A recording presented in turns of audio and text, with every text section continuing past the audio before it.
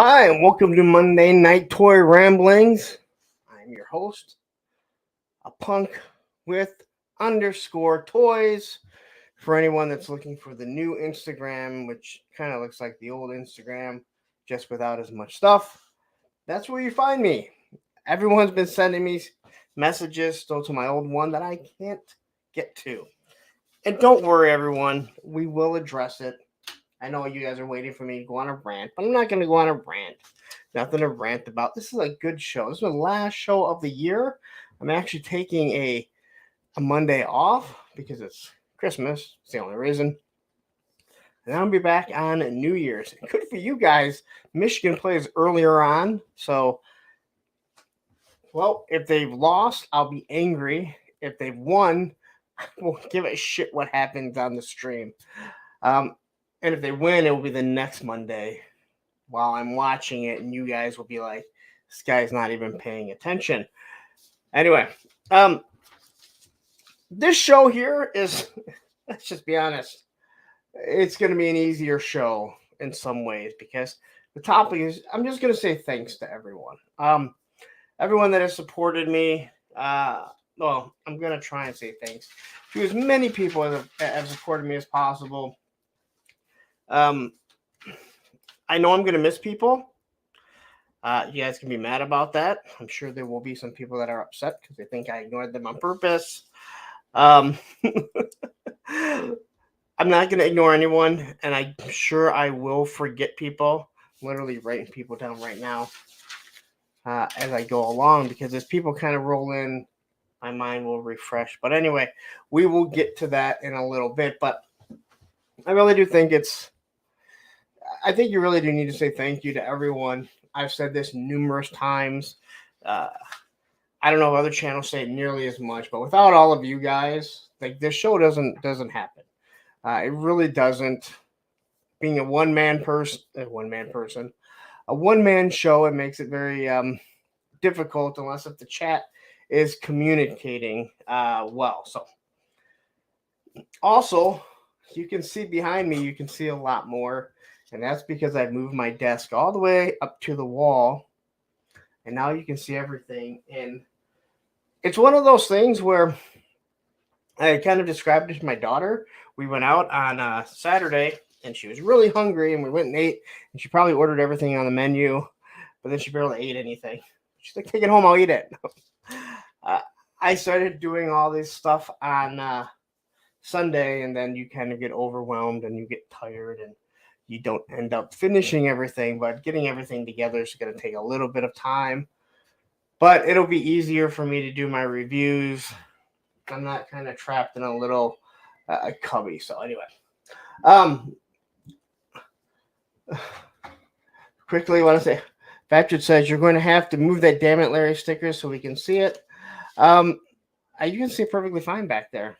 You can go buy one. I put that merch up. You can go buy one if you want. Anyway, quickly, we'll get into Instagram issues. So if you've been following me, if you haven't noticed, I am not on, I don't have that same Instagram, or at least it's there, but I can't access it because some a-hole decided to put a copyright against it. And that's fine. I wouldn't have an issue if somebody was doing memes about me if what they were saying was true. But I guess when the memes are stuff that's true and you don't like it because you delete, you block,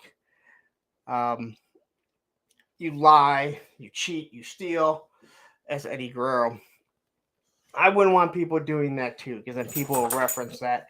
And then people will actually go and find out and say, hey, you know what? The guy is right.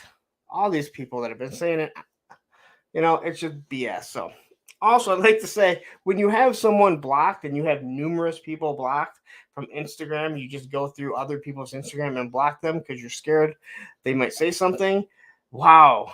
You have to be really thin-skinned to have a burner account to go look up those people and then block them or report them. I mean, God, I couldn't imagine investing that much time into that shit. So anyway, Let's hit that like button if you haven't. Let's say hi to everyone in the chat really quick. And first, I want to say thank you to Wraith Mace. He became a channel member the other day while we were on, actually, for way too long on with Pain on Saturday. We got James Lucas, who said he wants to start early. Action Figs, Ed, where the hell is Punk? Never here early, always fighting the system. That's right. Ray Paz is here. And I explained, hey, listen, I can't start until I get at least 10 people waiting. So the sooner you guys get here, the sooner I can start, right? Down South 77 is here. We have a Liquid Identity 101.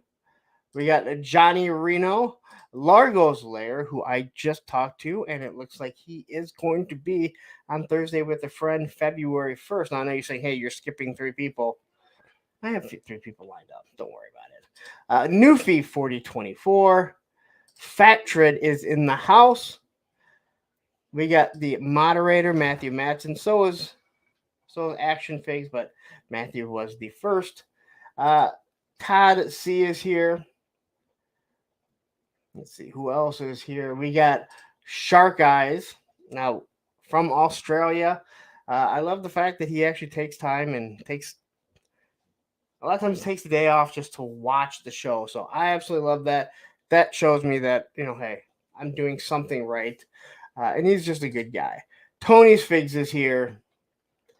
We got 78. I'm never going to say that name. I'm just going to say 78 until I find out how to pronounce it properly. Todd C says, my New Year's resolution is to give up my plastic crack addiction. Don't think I can go cold turkey, but one can wish. You can try. We got Viper Scout who is here. Eric Thurman is in the house. And Big Bacon in his... I hope you're not driving right now, right? I hope you're not driving your semi. We got Mikey 4-barrel. Does that 4-barrel have to do with a car? It looks like you had a car right there, so I'm thinking maybe it does. Alex Martinez. Just scrolling through everyone, trying to get as many people as possible. All right. So we got 36 people in the chat, which means we should have 36 likes. 38 now. So 38 likes. So hit that like button if you haven't. We'll discuss everything. Again, if you are shopping, if you are going to shop at Entertainment Earth, Hella Dope Toys, or Amazon, I ask that you use one of my links. That's all in the description of all my videos. It does help support the channel, especially Amazon. Everyone's shopping at Amazon. Just click on that. It links it. And how Amazon does it, I'm not really sure. But hey, when you're the richest man in the world, I guess it doesn't matter. Also, I haven't discussed this with anyone, but this Friday I will be doing another Punk's Pit for the channel members. So if you are a channel member, this Friday, 10 p.m., we're doing another Punk's Pit. If you don't know what it is, basically, it is, if you're a channel member, you have a chance to get on if you want to. You guys are the only ones that can watch it, chime in, talk about whatever the hell you want to talk about. And so far, everyone that we've done has been pretty damn fun. They usually go about 3 hours. But you have to be a channel member. So if you're not, I apologize. One day you'll be like, hey, you know what? I need to find out about this. Let's say hi to Nolan. He's in every chat. As long as he's in this chat, that's all that really matters, right? All right. Whew. All right. So I didn't think there was going to be too much news, considering we are going into Christmas, but Marvel Legends went ahead and dropped all that stuff. So we'll be discussing that. There's not really any G.I. Joe news to discuss. Shark Eyes gifted 5. Oh, man. Again? Dude, that's now the 3rd time that you've done it. And believe me, I am counting. So thank you very much. That is awesome. So thanks, Shark Eyes, if you get a free channel membership. So feel like I'm talking to myself right now. And I got the fan on over here. I got the heater down here. Not the heater, but the actual register. I'm getting blasted with heat and air. You might see a tornado come. Yes, as Matthew said, come join us on Friday, everyone. Here you go. Right here. I have not set it up yet, so or else I would have Matthew put a link. And we gotta say hi to Allison. Big supporter. Okay. So there really wasn't too much news. Some stuff did drop. A lot of Marvel Legends, obviously a little bit of McFarlane. We'll get through all that stuff. I don't think there's going to be. It's going to take too long to get through the news. So, but today, if you were not a channel member, if you were a member of a Pulse Premium member, you had a chance to grab a couple of old HasLabs, and I know some people. I already see people kind of upset about this. All these HasLabs are well over a year old. I think 2 years. The Proton Pack, the Proton Pack will be 2 years old too. So they had like a couple. Well, they had lots of Sky Strikers, I think. So you have to understand. Or I would assume. I can't say you have to understand. I would assume that when they make these, they have to make extra in case if there's damaged ones, if they need to grab parts off them, different things like that. So they decided to put them out. There weren't any HISS tanks, but if you were able to grab one, then awesome. If you weren't, you know what, maybe you didn't even want them, but they all pretty much sold out. The last one to sell out, or the last one that I saw that wasn't sold out, was one of those games, Mythic Quest or something like that. I don't think anyone in this thing seems to be too much into that type of stuff. So, yeah, that's Sabir. That's exactly what I was talking about. I don't think it was poorly executed. It was just like, hey, you know what? Let's just get rid of this, clear out the old stock, make some room, and pick up the stuff that we have. And again, I doubt there are too many. Some people are upset because they're saying, "Oh, see this? They're going to make these again." No, they're not going to. These were just things that, hey, you know what? Let's just get it out. Year end. There's no one else now that's going to be contacting us for bad Sky Strikers or Proton Packs, anything like that. There was a Transformer that was in there. I forget which one it is. So that's all that it was. It was just clearing it out, the stuff that was just going to sit there. So, and I was very tempted to grab the. I was very tempted to grab another Sky Striker, but I said no because I really don't need any. I got 5 already sitting. Well, not 5 of those, but I have like 5 Sky Strikers. Yeah. They all, like, I looked at it like 2 minutes after, and the Unicron was gone. The Proton Pack was gone. I want to say the Transformer was gone, the other Transformer. So, yeah, all the stuff went really, really fast. So, kind of crazy, but I mean, good. Get rid of the stuff, make a few extra bucks. It's a $1 billion company, make a few extra bucks. They're laying off 1,100 people, and their stock is going up. So I guess the president's doing what the CEO is doing what he's supposed to do, right? So anyway.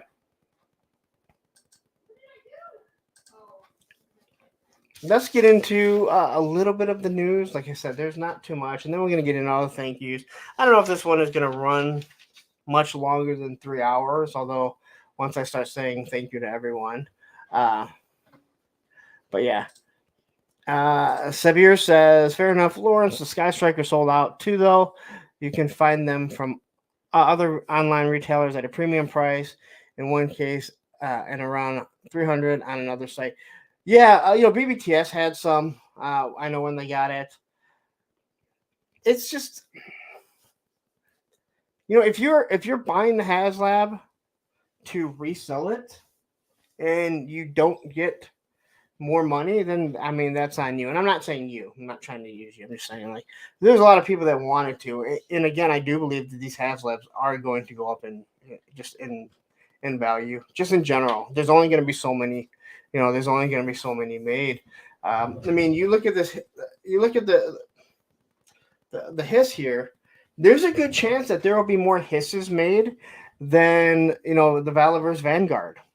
I mean, he probably doesn't want anyone saying that, but I doubt he'll sell 26,000 units. So I mean, there's a good chance that you'll see more hiss tanks, and it's more iconic, so more people are going to want it. It's something that, you know, if you're a Joe collector and you're into this, you're going to want something that's iconic, not something that is, something that's new. I mean, how people didn't want to pay, $40 for a coil cycle because they didn't know what it was. So I think when you see a lot of these 4-inch or a lot of these 6-inch vehicles and playsets, the ones you are going to really see that do well are the nostalgic stuff. So, but yeah, but it's, I mean, again, it's kind of crazy. Severe says, "Oh no, I wasn't in the market for one. They're nice and all, but I'm not in the market for the Sky Striker, though it was a beautiful hazard." Yeah, oh yeah, I wasn't saying you were. I'm just no, and again, it's one of those things where, um, yeah, it's just one of those, like some people bought the stuff and they want to turn around and they're like, "I'm gonna hold on to it. I'm gonna wait and then I'm gonna sell it when I get it and pay off my other one." But how much interest? Unless you paid it cash, So, anyway, I can go on and on. All right, so let's get into a little bit of McFarlane news here. I saw these and I was actually pretty impressed with them because I really like this show.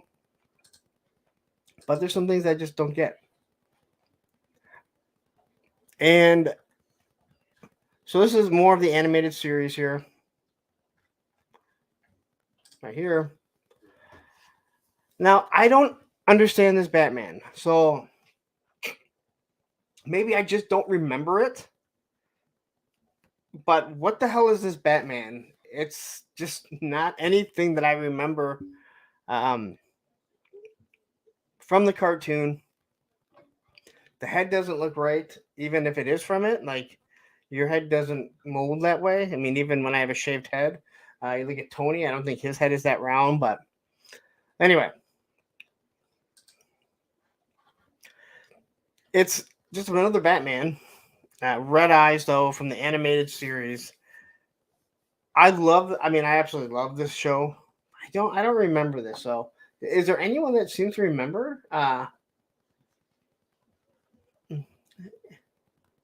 Hold on. I think the answer came by saying, "Oh, sorry. You guys having a conversation. See, this is what happens."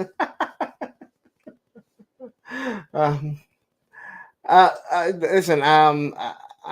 I can only say if he takes over Joe's, I'm out. I don't want no Bat Joes. Oh, I'm sorry. Oh, talking about McFarlane. No, I don't think he's gonna be doing that. That is a cash cow for them right now. All right. So is Matthew saying yes? It is a vision modification. Huh. I don't know if you're talking about. Did you guys have this thing going on? And Allison's wife says, "Why are his knees so jacked up?" Because it's McFarlane. Why do you have to ask questions like that? You know the answer to that. It's McFarlane. He's always doing something weird that's going to jack something up. I don't like this face, and I don't know what I'm missing here. You have this cell shade, which again, no one seems to be a fan of, yet he's still putting it out.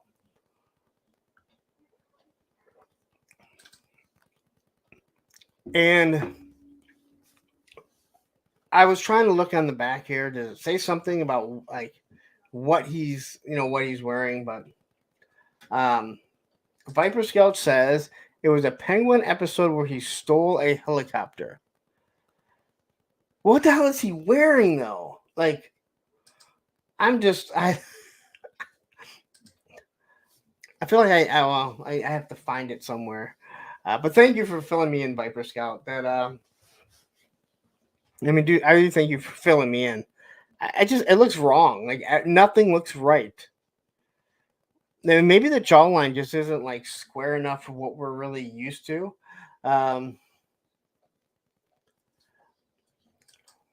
So it does have a soft goods cape, and then it has. Is this to control what looks like night vision? Is it just a bat helmet or something? I don't know. Um, okay, Viper Scout says he was blind and used an experimental device to see. Okay, all right. Well, then I guess I don't remember this episode, which is odd. I mean, I feel like I've seen them all, and I probably have seen this one. It's just one of those ones that you don't, you don't. It just doesn't resonate. You don't remember it. Here you can see the body of Lockup. It's got 3 batarangs here, a different head. Obviously, I guess these eyes are also so he can see when he's blind. Awesome. Packaging, always looks decent. And then you can see what your Build-A-Figure is. Obviously, McFarlane is big on the Build-A-Figures and allows you to get a figure that, they don't want to produce and sell, but they can charge a little bit higher price for what they're giving you.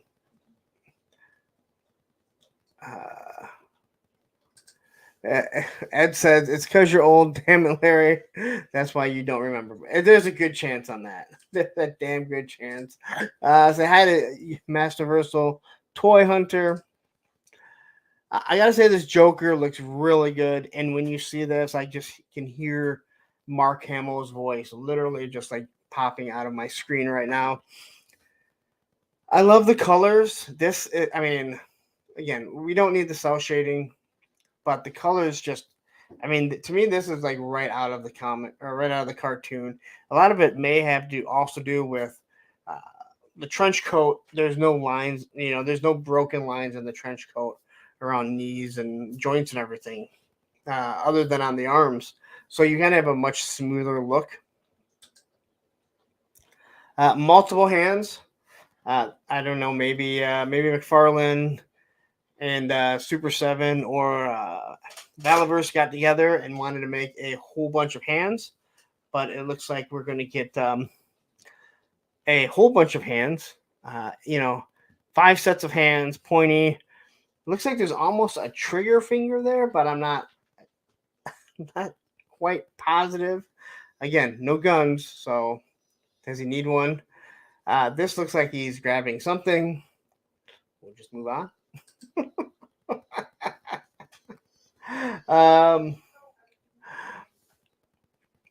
So you get the arms here with Lockup. Again, I think Lockup looks really cool. I just wish he dropped the cell shading. Again, I'm not purchasing. I'm not buying these. But if you're into it, you're going to get it. Hey, buddy. Do you need to say hi? Come on, say hi. Come on. I know. Say hi. It's a mess over here, buddy. Oh, say hi. Look, everyone's waiting to see you. Hello. Hello. Say hi. Okay, well, you'll come back later, I'm sure. Listen, I know you just went out, okay? I know you just went out. I saw the Tommy gun. You know what? This would be a perfect thing for that, or a perfect use for the Tommy gun that comes with the Valaverse set. So, I think, the Tommy gun, the crowbar, but he has hands. So when he comes out with a set, matter of fact, I bet he does. I bet there's a Tommy gun in one of his sets, the McFarlane gun sets. Now those are based on a 7-inch. I want to say these figures No, the only 6-inch figures were the Batman 66 one. So, he's unboxing figs in the background. That's actually all the wrapping paper and bags, and that also has added to the nightmare of my room right now. I have everything that I need to wrap up here. So it's the magic of the camera pointing just in one direction and that you can't see it. Back of them. Like I said, I do really think that these figures look good. It's disappointing that all you're getting is a bunch of hands with this, but the hands are clearly sculpted into a way that, again, crowbar, guns, a slap. So there's a bunch of different things that obviously he can do. But I think I think the head is as Eric Thurman says, head sculpt is kind of rad. I think again this is popped right off. Oh man. Just another look at the box here. And then it's showing you that this comes with the arms for lockup. So here we have the Riddler, and as good as I think the Riddler is, it doesn't. Again, I think because when you see, I think when you see the Joker or Batman, you just like you can hear their voice. They're so iconic. The Riddler, I couldn't tell you who plays the Riddler, who does the voice, or even how it sounds, but I can hear, the Joker. I can hear Batman in my head, just absolutely perfect. But I think this does look pretty good, except for you get the cell shading. And once again, so you get Lockdown's legs in here, a couple hands. You get another billy club and his little walking stick.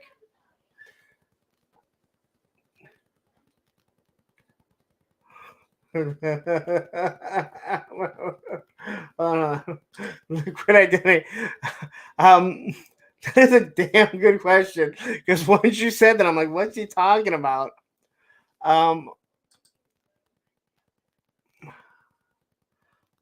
Dude, there is no way this figure is standing. There is no way this figure is standing. Wow, that is really weird. That is a good call out, man. That is a really good call out. Say hi to Payne's Toy Samples. Happy or hello all. Happy holidays.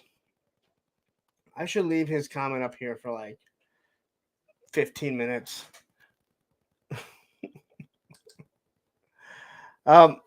So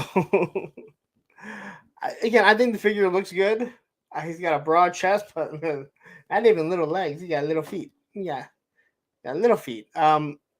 God, I can't not see that now. Thanks a lot.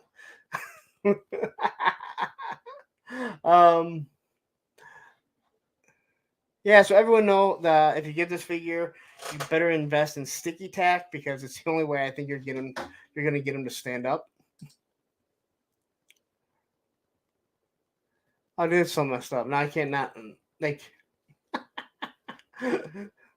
Snow Wolf says he has ballerina toes.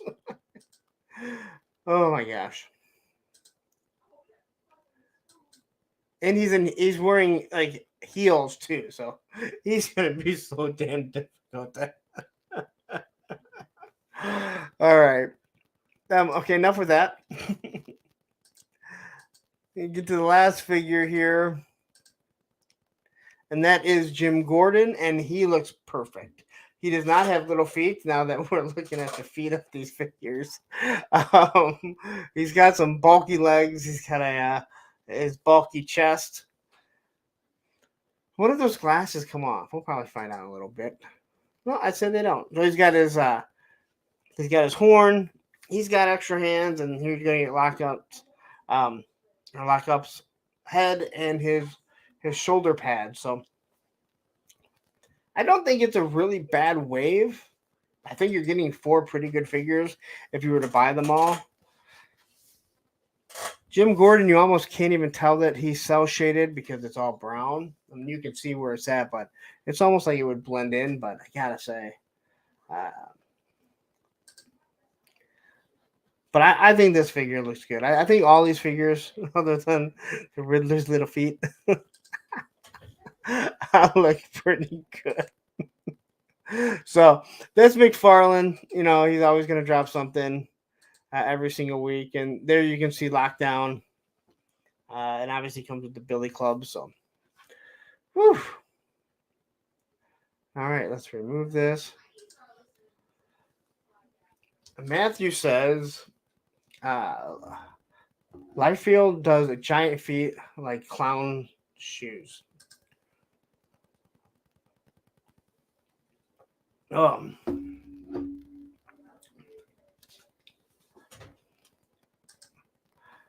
Cell shading is so artistic. Yeah, I'm not a fan of the cell shading. There's no reason. I mean, I understand the purpose for it. I just don't think that it enhances any figure that I've seen from the McFarlane on down to all those X-Men VHS figures that they did. That actually that cell shading actually made them worse. And I thought most of those figures actually looked pretty nice, but unfortunately, you get the. You hear my daughter?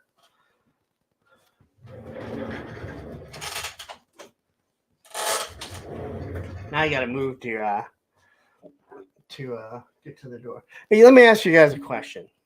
All seriousness, and anyone that's ever sitting in a chair like this, anytime you're sitting in a chair like this, and you turn like this, do you not act and imitate like you are Michael J. Fox in Family Ties? You remember that episode? He pushes back. He's right in the opening credits. That's just what I thought of anyway. It says you came in about halfway through the combo there. Lawrence, don't be a Larry. Go back up to all the. Listen, I can't even go back. I don't even know how you guys are talking about. Yeah.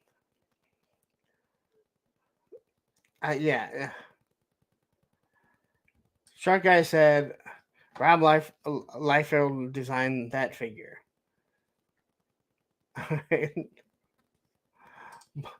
Paul Dini feet. Listen, I don't know what you guys are talking about. I saw ballerina toes. That made me laugh. Again, this is what makes the chat so good. It's what makes this show move. It's that you guys know what the hell you're talking about. Shark Eyes his hiss is arriving today. I think you're gonna like it, man. It's not perfect.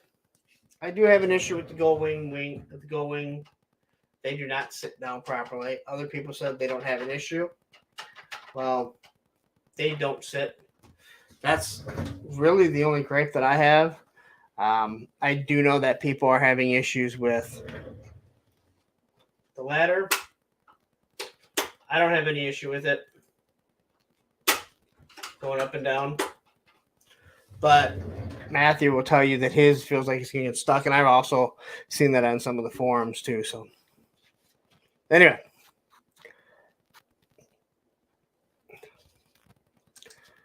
Next on to some of my slides. And some Star Wars stuff came out.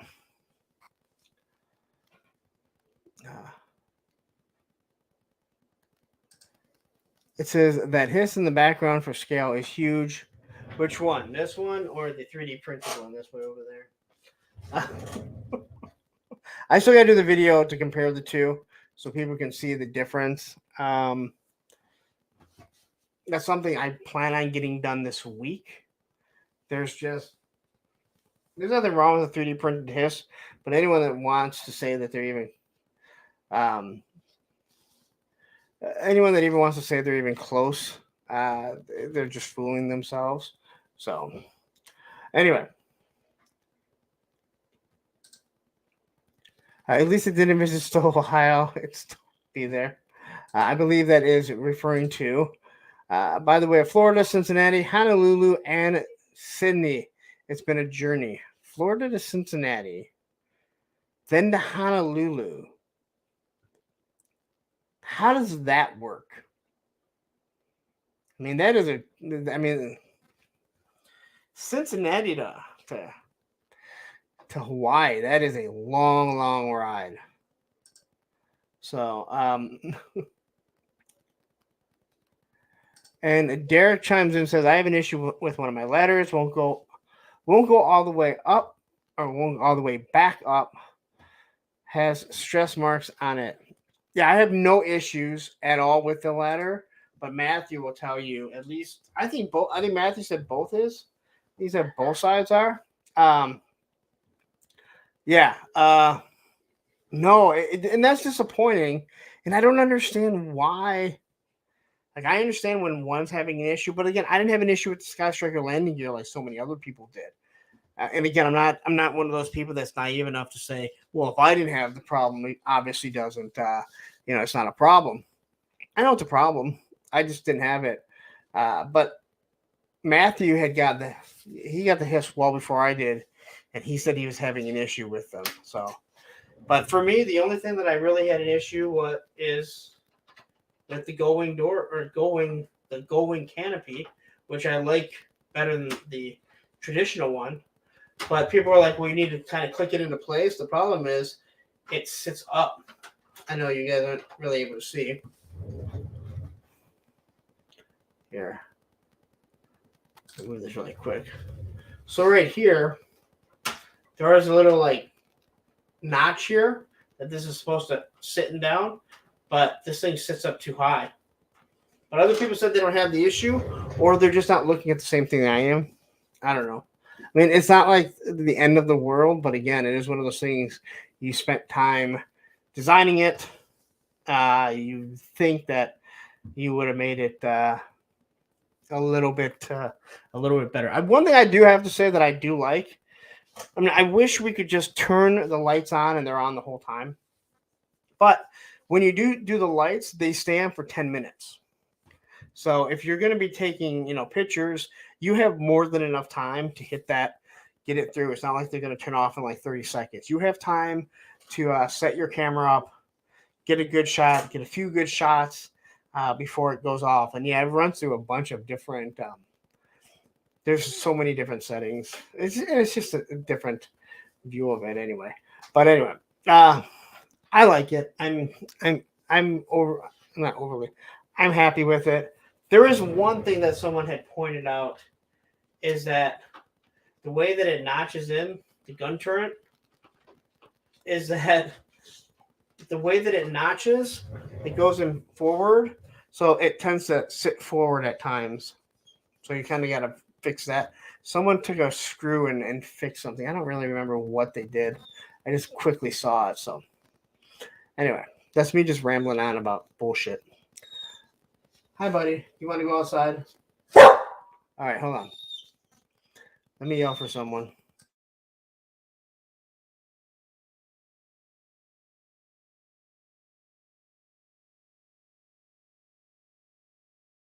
I meant to do this. Hello, Punk and fellow collectors, Cap. So anyway, I gotta tell you quickly here. So I had to explain really quick. Was making beef undone for dinner. So when were we on? Oh, on Saturday, Andrew let Roman out, and then he comes up, and there's a bunch of us on, right? He's like, turn on mute. I'm like, all right, turn on mute. He's like, if the neighbor calls you, I just texted her because Roman attacked the cat. We got all these strays, and there's one stray that looks like her cat. I'm like, what happened? He goes, he cornered it, and then they kind of stared down, and then they kind of went at each other. And he goes, I don't see any scratches on him, and I don't know what he did, but he goes, I know he hit the cat, but the cat got away, which has been my fear that he's going to get one of these stray cats because he did get a hold of a groundhog, and the groundhog went about 10 feet in the air and came down, and well, it didn't last much longer than that. We'll just leave it at that.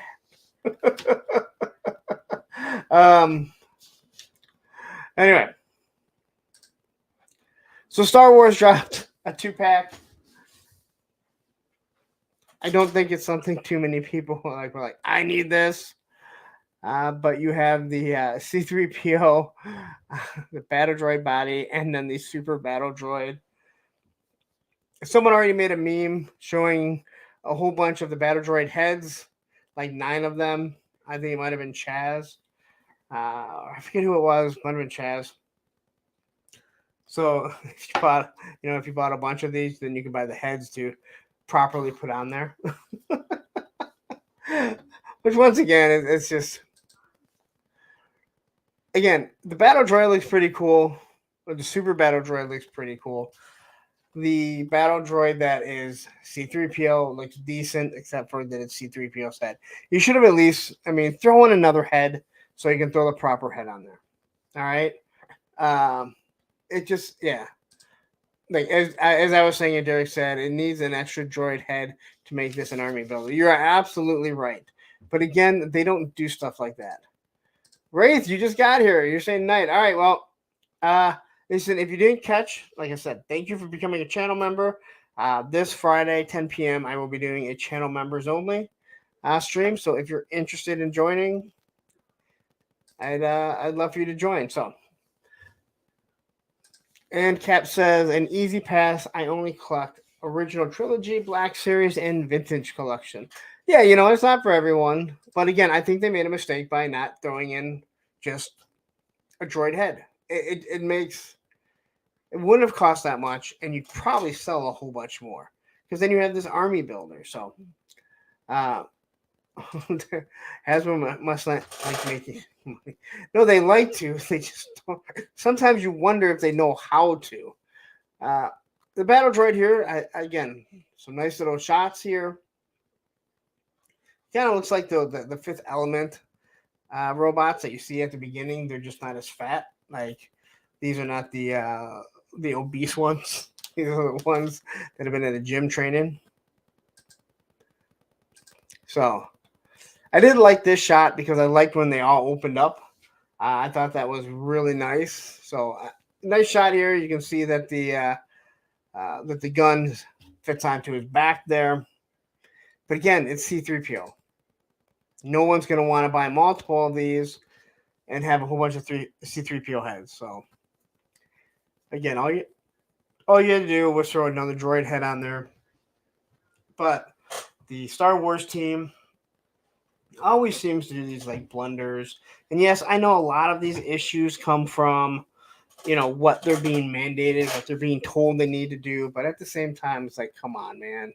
Just, you need to make some decisions. But as Ryan Sweeney will tell you, they kind of sold the soul to the devil with this, the Star Wars and the Marvel license. So, Payne says, I promise I'm not ignoring anyone, just working on painting the dial I had to cut down and the customs I've been working on. Yeah, no one thought you were ignoring them. Yeah. All right. So NECA dropped this, and I believe this is like $80, and I think it looks awesome. But $80 is kind of expensive. Not to mention, you're also going to have to pay the shipping and handling because that's a NECA store exclusive. So, one thing, if you do Universal Monsters, if you're going to do Monster Force, this would work.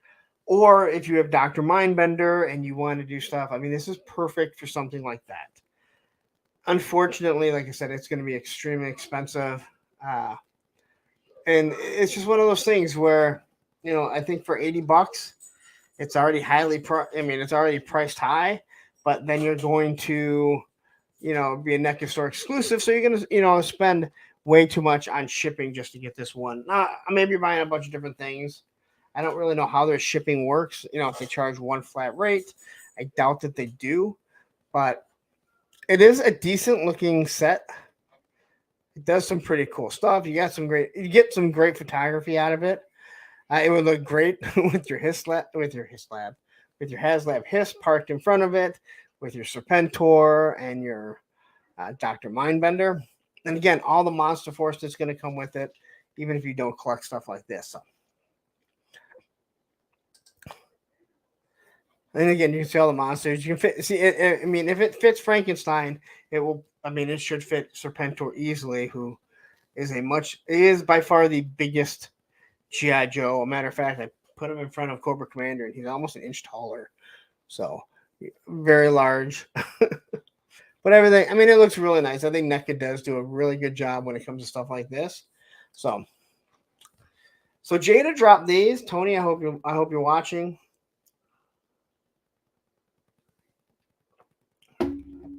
And that is promo shots of M. Bison. So more Street Fighter stuff. I always like Bison. I think he's actually pretty damn cool. there's something I really like about these Street Fighter figures. I think Jada has done such a good job with these figures. From again, the Chun-Li has a few little paint app issues that I don't like, but other than that, they stand so well. They pose really well. I love this.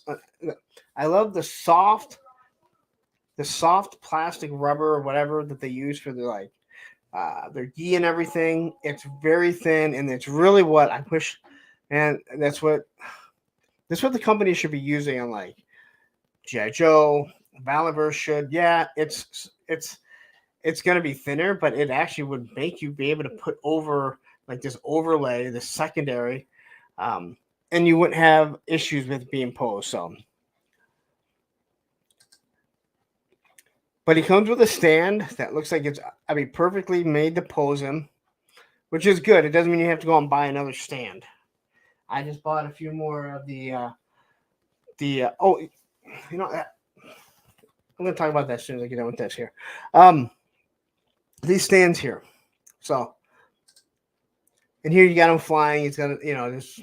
I don't fully remember all of their super moves. Again, I do remember, Hadouken. So I kind of remember him, but obviously he goes flying at them. So,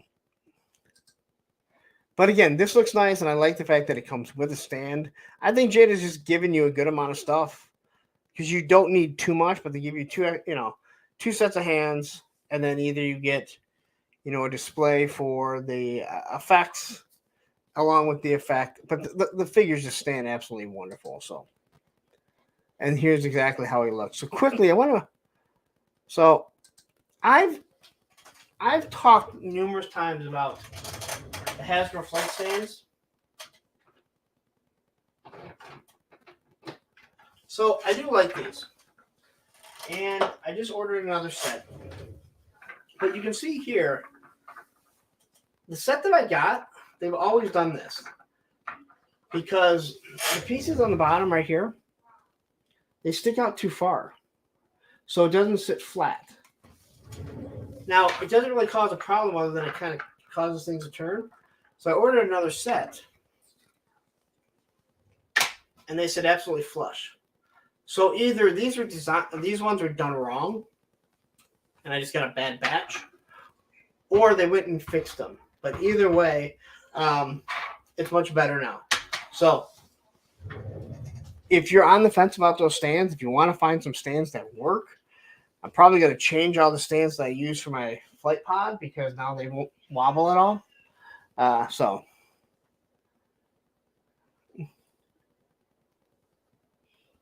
wait, hold on. Emily's statement didn't age well if she meant new eel for under 100. I'm not sure what you guys are discussing. Did something come up? I mean, was there something new that the G.I. Joe team said about eels and stuff? I know they said that it will come out on the retro card. So yeah, Payne says best stands, but again, like these ones here that they don't shake, they're that much better, which would make sense, right?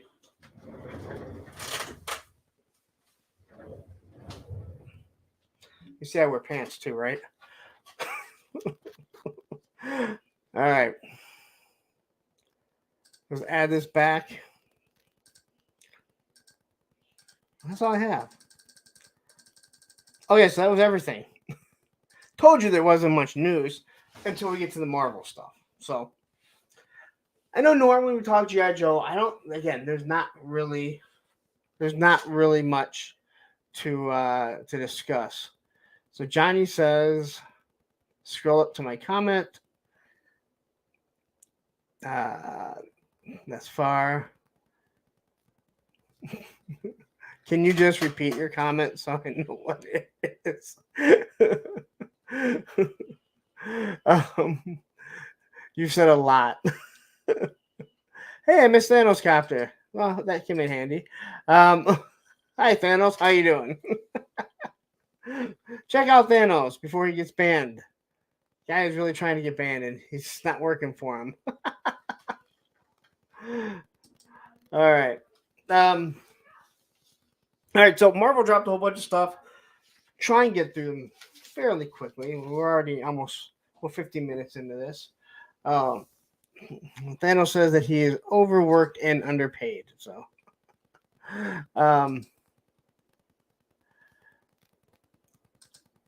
thank you. Yeah, like I said, I'm not really done, and I don't know what I'm going to be doing. This stuff's yeah. I moved everything out of my kitchen table, and unfortunately, my not Eternia. Yeah, I get that thing. My Castle Grayskull has been sitting on it, and obviously I'm having my family over for Christmas, so I kind of gotta move things around. But it's just everything's been piling up because I started taking pictures, but it's just been a nightmare. So I moved everything up here to try and make it a little bit better, but I made a little bit more room, added a table. But thank you very much. I definitely do appreciate it. So Johnny said, remember when Emily said there would be plenty of Cobra Eels, Retro Crimson Guards, etc. for army building? Pepperidge Farms remembers.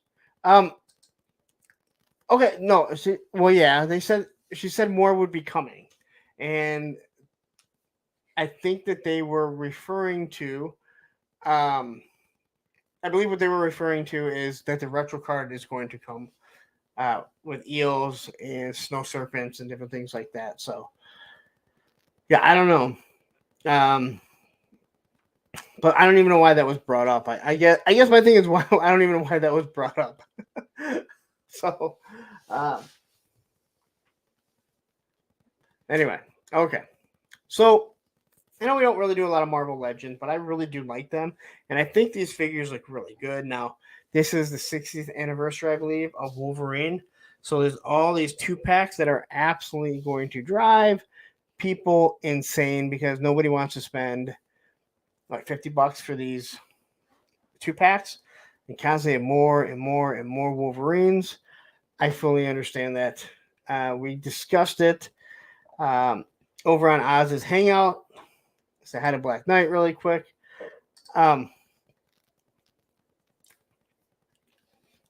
I think, Redknock Ryan explained it the best that, hey, for them to get a lot of these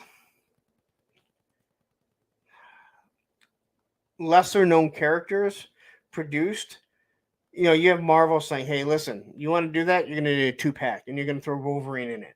That way there's a better chance that it's going to sell.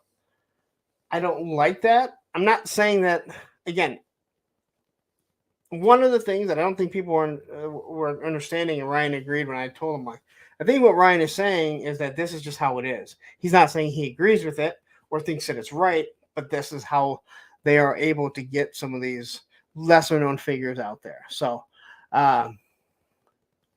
anyway, is there really that much of a difference for the better between Eel and the Eel Retro? Why can't they just do a new production run of new Eel? Well, I think what you're going to have, in all honesty, is that Amazon bought so many and they were the Amazon exclusives. So, Amazon exclusives, they agreed to buy so many. I'm with you. I mean, it doesn't seem to make any sense. That mold is already there. It's used for torpedo. It's being used for the 60th anniversary. Yeah, I'm sorry, Tony. You're right. 50th anniversary, 60th anniversary is the G.I. Joes. Yeah, you're right. There's no reason not just to produce more. And even if they're Amazon exclusives, just produce more that everyone can buy them. Again, I don't think army builders should be exclusives to any store. I mean, if you did like online exclusives, BBTS, Entertainment Earth, Amazon, and then your local store retailers, no big box stores, I could understand. That's giving you more than enough. But it's just, there's some things that I don't understand, but I'm not in the marketing department. I'm assuming when you're talking with people for Target, Walmart, Amazon, and stuff like that, they probably have collectors in there that are actually purchasing stuff, and they're saying they want specific things to drive people there. But yeah, it just doesn't. It doesn't really make sense. Again, they did the Roadblock exclusive for Amazon. Now people are already going, oh, look at that. They're already showing the Modus or a version of the Modus, and the 60th anniversary figure. Is that Roadblock going to come out again? Is a different version of that Roadblock going to come out? And probably yes. Hopefully not for a while. So anyway, let's get a drink.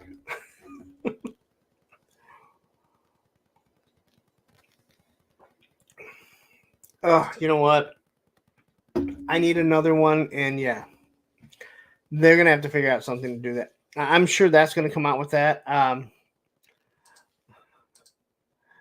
Yeah, they do have a marketing department. I'm just not sure that they always know exactly what they're doing. But hey, I don't know. I'm not gonna get into it. Not gonna get into it. You make too many relationships in certain ways, or again, I don't know what everyone does. But I agree. Some of the shit they do makes absolutely no fucking sense for any of us. So Snowwolf says my Walmart has the same 4 Joe figures since June. Well, that's because they don't clearance them, they don't discount them. I don't know why they do that, but a lot of the stock sat in warehouses and stuff. I guess it's been confirmed that all that stuff that showed up at Ollie's and is showing up over at the Rosses. It sounds like they are actually from the Pulse warehouse, and they're just trying to clear them out. But yeah, it doesn't make a lot of sense because when all these Crimson Guards started showing up at Ollie's, like I saw the figures. I was able to pick. I was able to go in there and walk in and get them, right? But the issue is, it's not like there was loads of them. I find them because I was searching all these stores, and I'm going in all these stores, and I was able to watch when they're coming out. But it made no sense because it's not like these were like loaded. They would have never lasted that long. Maybe the Stalkers would have, or actually, Stalker wasn't in that wave. Was it? Zorana and Dusty may have sat on the shelves a little bit longer, but those Crimson Guards would have never stayed there. So, all right. So let's get into all this Marvel stuff, and then we can get into the topic at hand. Largo's Larry chimes in and says, it's all funny games until I can't get all the figures I need to build my 5-man fire teams, then I get grumpy. Yeah, I forgot that the fire team is supposed to be an exclusive, as in like a limited run. But yeah. Xavier Lawrence didn't mean to derail the positivity. I just get in my complain mode about them and their decisions at times. Positive. No, listen. There's not one person on here that derails this more than I do. So thank you for apologizing, but there's no reason to. All right, I'm gonna derail it at some point. But listen, let me tell you something. You are making really good points. You are being a very productive contributor. So don't like you're giving rash, thought out, posts here. More than I can say for like people like Fat Tread and Nolan and Ed and people like that. So see, just like this. Look at this. Fat Tread, have you met Lawrence? That's just mean things that are said to me. No one realizes and thinks that I have feelings. I don't. Anyway, I was trying to get back to all the Marvel stuff. Right. So we have the first 2 that were dropped which were the Brood, Wolverine, and Lilandra, and then the Wolverine and Sabretooth. And everyone loves the Sabretooth. They just don't want that Wolverine with it. We had a huge discussion of it here. So we'll get right into it. It says, Lawrence, you can't derail your own show. You just pretend it's meant to go that way. Yeah, I guess that's true. Listen, I guess it has been built to be a derailment of some sort, right? So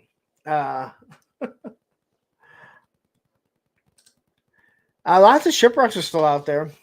I have not seen any of what figures have I seen? No, I've seen more. I mean, I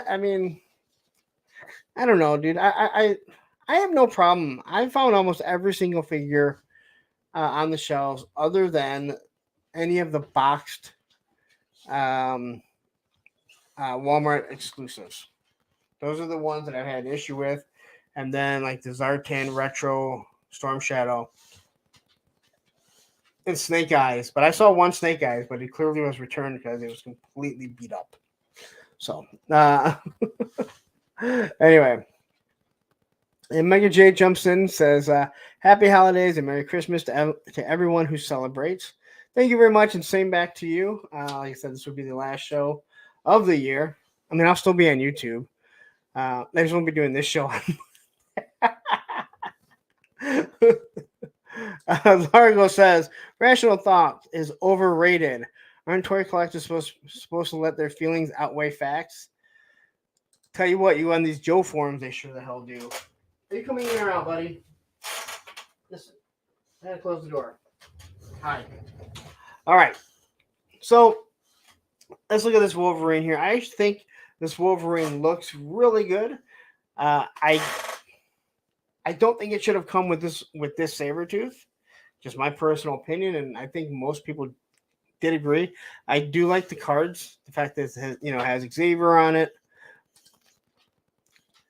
The figure looks good. I do have to say, looking at these, what that was, looking at the claws, I do not like the fact that they have changed the claws and where they actually come out of his hand. So they come out like in the movie. I always like them coming out on the top. That's where I think they really should have come.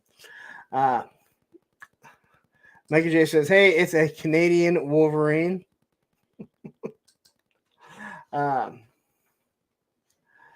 And what's, hey, that Wolverine has painted arm hair. Well, how else do you do arm hair on figures? You don't put real hair on it. But I will say it is pretty distracting because, yeah, I noticed it. I think it sticks out a little too much. Same with the chest hair, but oh well, what can you do? So again, here you can kind of see the blades coming out. I just don't like the claws coming out that way. I think they're supposed to come out on the top. I don't mind it for the movies, but I wish they would not have tried changing it. So the thing that we discussed on Saturday at nauseum is how they don't do a good job of showing you the size difference between these two figures. Wolverine, he's short. He's my height, 5'4".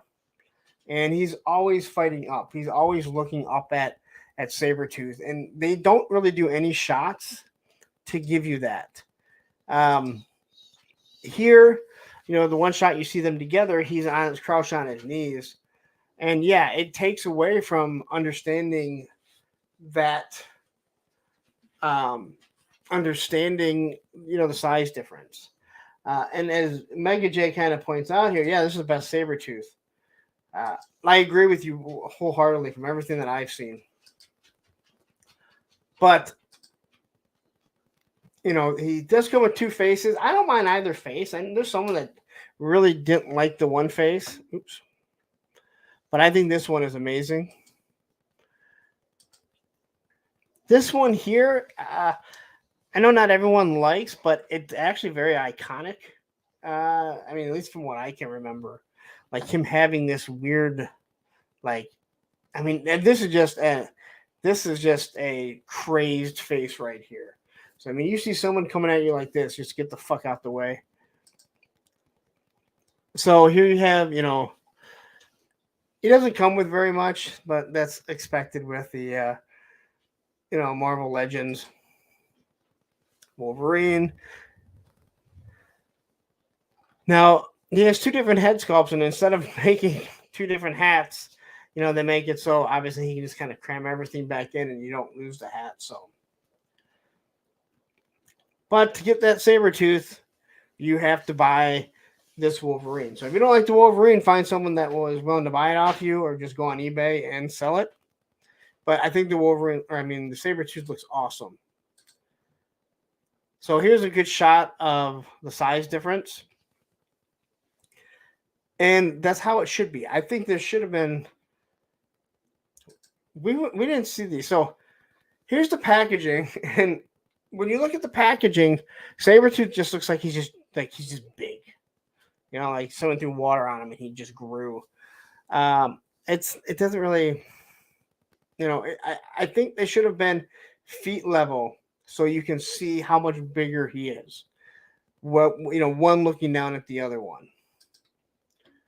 So here's the Lilandra. Everyone wants the Lilandra. Nobody wants the Brood Wolverine. Now, I really like this Brood Wolverine. I think it looks really cool. I don't know anything about the storyline, so I might be a little biased. I like that it's different. The one thing that they did say was I guess they threw in the Lilandra head in one of the Mystique, I think. One of the Mystique figures. They did say it's a completely different head. So hopefully they made it so the neck peg will be universal, so you can use that head on this figure if you need to. Marvel Legends seems to do a pretty good job with that. The Joe team, their peg sizes for their heads are just all over the damn place. So, but I love this shot here. And this is what I'm talking about with the claws. You can see how they come out the top here. That's how I think they should be. I do like this here. We get a lot of double shots here just because they always do the black background and the white background. So, but these two are available right now. So if you need them, you can go pre-order them. I believe they're $50. So again, not cheap, especially if you only want one figure. Yeah, see, this is it. Being a Fine Figure says, I already have a Cowboy Wolverine, just want the Sabretooth. And I think we'll probably get it later on. That is something that we kind of discussed. And it's disappointing that they did this. It is disappointing. But as we talked about it on Saturday, a lot might have to do with the fact that a lot might just have to do with the fact that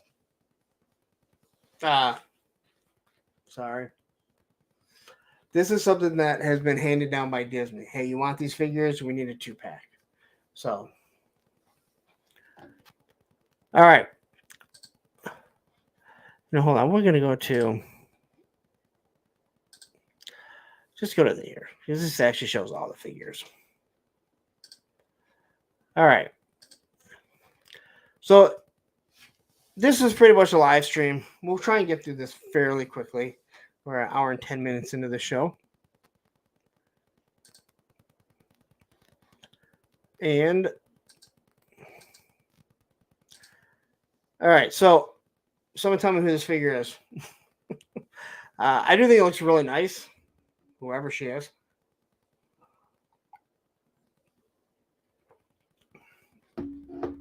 Mega J says, Hasbro is hedging his bets on these 2-packs. Wolverine is very close to Batman in terms of figures. You'd buy 2 of them. Yeah, I'm with you 100%. All right. It is Red Widow. Thank you very much.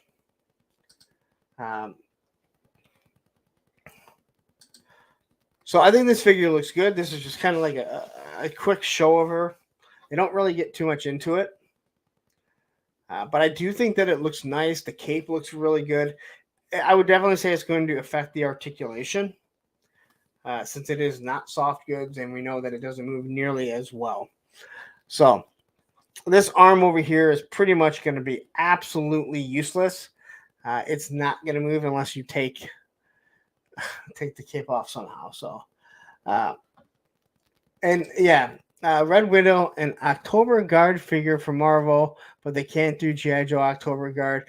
Matthew, I was actually laughing at that too when I was watching the live stream, thinking the exact same thing.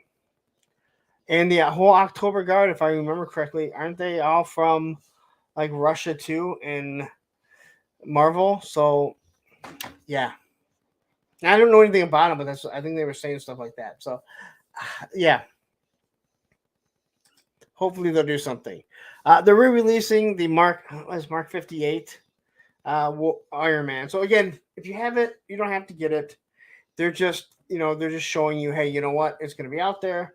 It has all the exact same things. I think it has a few. I think the paint apps are a little bit different because I actually do have this figure, and I think it's a little bit different. I think that silver that you see all throughout here is a little different, but for the most part, listen, if you already have it, don't pick it up. If you're a completionist, I guess that's where the problems actually kind of come, right? That you feel like you have to buy everything. I couldn't even imagine being a Marvel Legends completionist. I don't even know if it's possible. But yeah, you do have to have certain figures always on the pegs. Now, then you get the Spider-Man here. Again, they said the same thing. This is a repaint here. Don't buy it if you don't want it or if you don't need it. But they want it out there, so there's always a Spider-Man. There's always an Iron Man. It makes sense. People have to look at it from a point of view of, hey, there's always new people coming into collecting. There's always new kids. There's always kids that are going to want a Spider-Man or an Iron Man, especially now. So, yeah. It just comes with, hands and these webs. Here's the box that it comes in, which I think just looks hideous. Here's both the boxes. And the one thing that I noticed, they didn't show you. The boxes look absolutely huge. I don't know if it was just because it was sitting in front of them, but yeah, it just looks huge. All right. This Captain America, I believe, is just another, repaint of it. They did say they repainted the shield so it'd be more comic accurate. Now, I don't know if these are the same wings that were used before.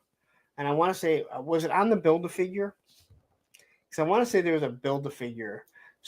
Or Build-A-Wings, if I remember correctly. But I think the wings actually look really nice. They're huge, but they do articulate a little bit better here. So they can come down. I think this looks good. It doesn't take up too much space. And here he is without it. So you can see them in flight, but you can see the way they articulate. I'm pointing to it on my phone. I'm pointing to my computer with my pen. It doesn't help anyone here. But right here, you can see where they're going to articulate back and forth. This is something Gargoyles really should have done a little bit better. This just looks like it's going to fit a little, just so much better. Here, I mean, I like the way you can see this kind of wrapping around. And again, you can kind of use it as a tripod. You can use it in different ways, but here he's throwing the shield underhand. He's not throwing the shield very, very good that way. I'll tell you that much.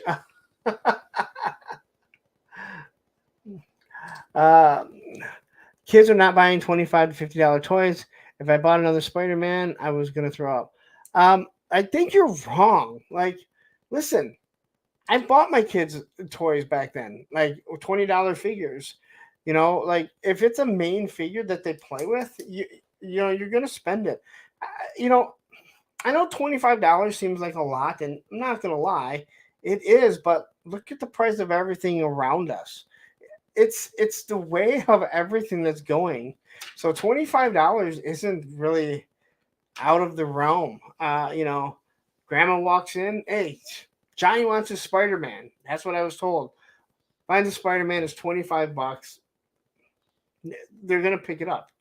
Uh, Again, I understand that the stuff's expensive, and as I mentioned before, you look behind me here. Yeah, this is not just a $25 figure; it's a $25 figure, and another 25, and another 25, and an $18 Motu figure, and a $20 Masterverse. Yeah, it adds up when you're a collector. But when you're a kid, you're not buying the whole line. You want a Spider-Man because you're going to play Spider-Man. You want an Iron Man because you love Iron Man. My kid, my son, 17, still messes around with the original Iron Man that he got from the first Iron Man movie. I have to buy numerous ones. So, I mean, kids, yeah. If kids are going in there to spend their own money, but yeah, when dad says, hey, you can get one figure, and it's, you can spend $20 when it's $25, usually mom or dad will break and be like, okay, we'll just get that one. That's all that I'm saying. But I understand where everyone's coming from, but toys aren't $3 anymore. I mean, they're just not. Nothing is $3 anymore. I can play old man and go, I remember when a piece of bazooka bubble gun was 3 cents. And I remember when it went up to 5 cents. So all right. Speaking Moistly chimes in and says, kids still get toys. They just don't go nuts with them like we do. You are absolutely correct. You know what? I think you just said it really, I think you just said it really good there. Like, yeah, kids are still getting toys. I know no one thinks that they are. And also, listen, there's other toys out there. There are toys that are age appropriate for them. But yeah. So I'd rather get Johnny that no articulated Spider-Man from like $8 for him to destroy. Okay, but here's the whole thing. You would, because you know what would happen to these figures. But grandma doesn't. Mom and dad don't. All right? Johnny says, I want that Iron Man. That's the Iron Man from that Avengers movie that I saw, right? And that's what he gets. And it's his birthday or it's Christmas, right? And yeah, you and I know that these figures aren't going to last. Like, they're not going to hold up to a kid's abuse. I'm not even going to try and pull that BS, Like, I know they're not, but they are in the kids aisle, and someone is buying them. So, Largo says, do you think we'll ever get a 70s costume of Falcon in Marvel Legends? I don't know, but I have seen more and more people asking for one. So, if you ask, these people do, they do read the stuff. They do, have an idea of what the hell is going on. So, I feel like if they were going to do that, it would be a line of figures where you're going back to the 70s, early 80s, where you're getting a whole wave of figures that look like that. Or maybe you just have one in the wave, but there's going to be more and more to come. So, anyway, I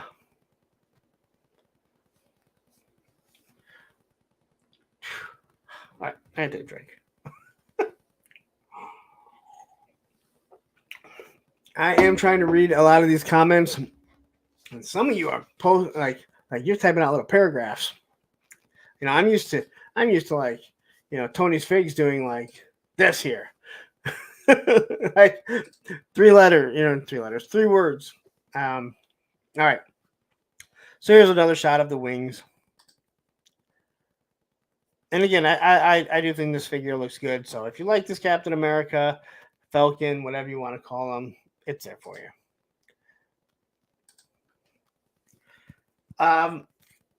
This Captain America, I absolutely hate these shields. I don't. If it's not the round shield, I think it's stupid. Just my personal opinion. No, it is not. Listen, if my kid's mother couldn't drive me to drink, and my kid can't drive me to drinking, this chat, which I could just turn off if I needed to, is not gonna drive me to drink. Anyway, are you done? All right. So I believe this Captain America has been done, but they did say that the shield is new. I just don't like the shield. Captain America is supposed to have a round shield. I understand it. It was there. If you want it, it's yours. And hell, you know what? I'm not purchasing it anyway, even if it was round. But, he's angry. He's got an angry face on him. Thank God he doesn't have a screaming Duke face. But, I mean, the figure does look good. I mean, if this is, if you're a Captain America guy, that's it. Pick it up. So I don't agree that kids want video games and devices. Kids want what the cool kids have and the devices. I agree with you. If all the kids are playing with, again, if all the cool kids are skateboarding, they're all going to want to skateboard. If they all play video games, then they're all going to play video games. There are some kids, yeah. I can agree with what I think you're trying to say. I think you're probably talking to someone, but yeah. All right. So Captain America, I don't know how well this shield would throw. It looks like it'd be a fucking nightmare for it to throw. I just would assume it would not spin all that well. What do I know? I don't toss shields. It does look like clips on his back. There you go. Mr. Mad Gus says the first Hydro Cap looked way better. Yeah, I'm trying to think of what the first one was. Is this a Hydra one? I don't know. Yeah, it's a decent looking figure. Walmart exclusive, so I mean, good luck getting it. X-Men 97, I think this is what a lot of people are really interested in. And I gotta say, even the figures that I don't really have a look for, I don't have a look for. What the fuck is that? Even ones I don't really care for, I think they look pretty good. So, I don't know if these guys are really small or these cards are huge or what it is, but everything that they showed, the stuff looked giant. All right. So, here's the Nightcrawler. I know everyone's been waiting for this. So far, this is the one that I've heard a lot of people just saying that they are absolutely loving. I think he looks really good. He's got his nice little pointy tail. Now, he does look different than what we remember seeing him. But this is all the 97, so I'm really interested to see when this 97 finally drops. I feel like they've been talking about it for, God, since Disney Plus came out. Seems like it's been forever that this thing has been going on. So, Derek says, I don't need anything from this wave, only picked up Rogue from wave 1. Well, yeah, it's not going to be for everyone, but I think a lot of people have really been absolutely loving this. So, again, I think this one looks really good. Even the hair, they did a good job of mixing in a lot of the blue with his black hair. Now, he's not going to come with much, which is like a, Marvel Legends staple. 2 different head sculpts and two sets of hands, and that's it. It does not look like... Yeah, unfortunately, they should have done a bendy wire in the tail. I think that would have been really nice considering it is so used. So there's the card of it. And again, they really homage, the 94 X-Men. So this is Executioner, and we talked a lot about this. The cannon is his arm cannon is actually from a Sentinel. So if anyone's wondering why he has that, it is removable. It is from a Sentinel. This is the guy that is hunting down mutants, doesn't like them. They're bad people in his mind. They do a really good job of working racism without saying that they're racist against a specific race, but against the Homo superiors, mutants. But we can't get a hooded Cobra Commander because it looks like something from another racist clan. All right. So here we go. Here, what does the ray gun go to again? Someone had mentioned what it goes to. So if you remember what this ray gun goes to, let me know, because I looked at it and it just reminds me of the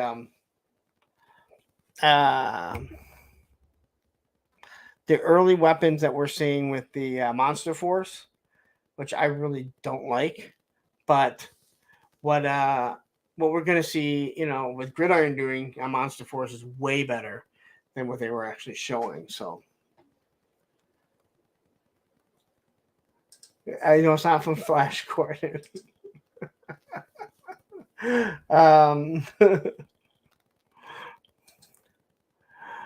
But here you go again. To me, this looks like Zerg's cannon. Someone said it looks like Mega Man's cannon. It turns out that it's a Sentinel cannon, which once someone says it's Sentinel cannon, you're like, yep, I definitely see that. But yeah, I saw Zerg. Someone said Mega Man. Either way, it's there if you want it. Now, they were able to give this guy some actual accessories. No, Eric Thurman. It is not that. Oh, Machine Man. That is not. I don't think anyone mentioned Metroid. Matter of fact, I was just showing Metroid to my daughter, one of the action figures, and I'm like, this was the first time if you beat the game twice, you got to see what they look like, and that's when you find out that it's a female, and it blew everyone's mind because, oh wow, but yeah, it's Mega J, great stream. Have a happy holiday season, everyone. Merry Christmas and Happy New Year's. Geek proud. Hey, if we're not proud of the geekness, how will the people be, younger than us? How will they ever feel? How can they ever be proud of it, right? This is why wouldn't they do the Asgard one? Makes no sense. I'm not really sure what you're talking about. Again, this is what happens. Ray, we looked at Red Sonja last week. So no, I do not have that in here. But I do mean to keep going to pre-order it. And I will tell you this. Anything that I've ordered from Boss Fight Studios or things that I've seen from Boss Fight Studios, I feel like if you order it from BBTS, you get it before Boss Fight Studios even gets it in. So,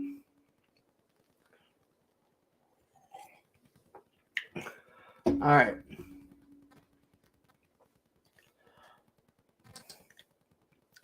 So here it is again. I know someone said that I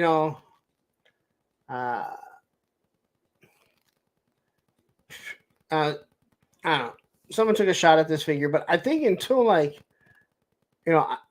think until we see it in the cartoon, you won't really know if it's a waste of a figure or not, because he may be someone very important when it comes with this new series. All right. So, but again, if you don't want it, then you don't want it. I mean, don't get it. It's that simple. The Magneto, I'll be interested to see how this Magneto is worked into it. I just want a classic. I mean, if I'm going to be getting, if I'm going to be, well, okay. So the Executioner is a third. Yeah, but this is directly from the X-Men, so it's going to work into the X-Men somehow. So this Magneto somehow works into it. The big M. I don't know. Very plain looking figure. I'm not overly impressed with the head sculpt either. I guess I could easily say not my Magneto. But until we see the actual cartoon, we don't know what he's going to look like. And I think it's nice that they're giving you figures before stuff comes out. Star Wars will never do that or allow that.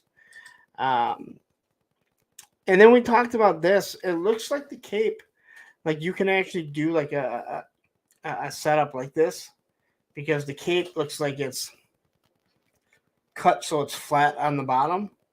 So that would be really cool if you're allowed to, and if you're not allowed to, if it has the ability to do that. But again, we won't see we won't know until we actually get these damn figures at hand or we start seeing them. Yeah, I'm not impressed with these heads. And again, it may look like Magneto in the cartoon. I just don't like the way he looks then. Yeah, that is the best way to put it. I don't like the way he looks. Jean Grey, give you both her hair. The up hair, the down hair. Both faces we talked about are very stoic and boring. They didn't paint the pin, the skin color, which makes absolutely no sense. So her gauntlets look like they're going onto her skin. Like that's something that is very lazy and just not done properly. I don't think this figure looks good or looks bad. It just isn't overly impressive. And she has no body articulation. So she has no cut up here, which is really weird, and just no expression whatsoever, which I don't understand. And we talked about this on Saturday at nauseum. We talked about these figures at nauseum on for. But yeah. And I don't like this. I don't like this one. The hair doesn't look right coming around the face. So I don't know. I don't get it. And yeah, there's just, I don't know. So like here, you look at the pins on the hand, like, I don't know why it looks like that. It bothers me. I guess on the top, you can kind of see that's how her gauntlets are supposed to go up. They should have made, I don't know. I'm not a fan of this figure, I guess is the best way to put it. I'm just not a fan of it. It's to me, I think this is the one dud in this wave. And Jean Grey is usually pretty awesome. So far, everyone says this is the Cyclops they want. If I was collecting Marvel Legends, I would agree. I think this one looks really good. The two head sculpts, so you don't have to have like the visor shooting. You can also just have a plain one. He does come with 5 hands. One, so he's actually touching the visor, causing him, allowing him to shoot the optical blast. But when I look at this figure, this one, it just jumps right off of the TV screen. I mean, this is exactly how I picture that X-Men was Uncanny X-Men #1, right? Is that Uncanny? I absolutely love this. It says it's the eye effect beam that everyone wants. Well, I have one with the beam, but the problem is I don't believe that there's a head that came with it. I don't believe that there's a head that came with it that doesn't have it. So you always have to have an I-beam effect or a smoke effect coming off of it. So and it's actually that I-beam. Not sure if that's what you were saying. As a matter of fact, it was on clearance all over the place. Of course, after I bought it. But I think this figure looks really good. All pinless joints, which is what you really need. Again, I don't have a problem with pin joints if you're still using like old kit bashing. I don't want to say kit bashing, but using old legs and arms. But anything going forward, I think that pins should be erased because it's the technology is there. There's no reason to have it. I know customizers, they're not they're not happy with it. So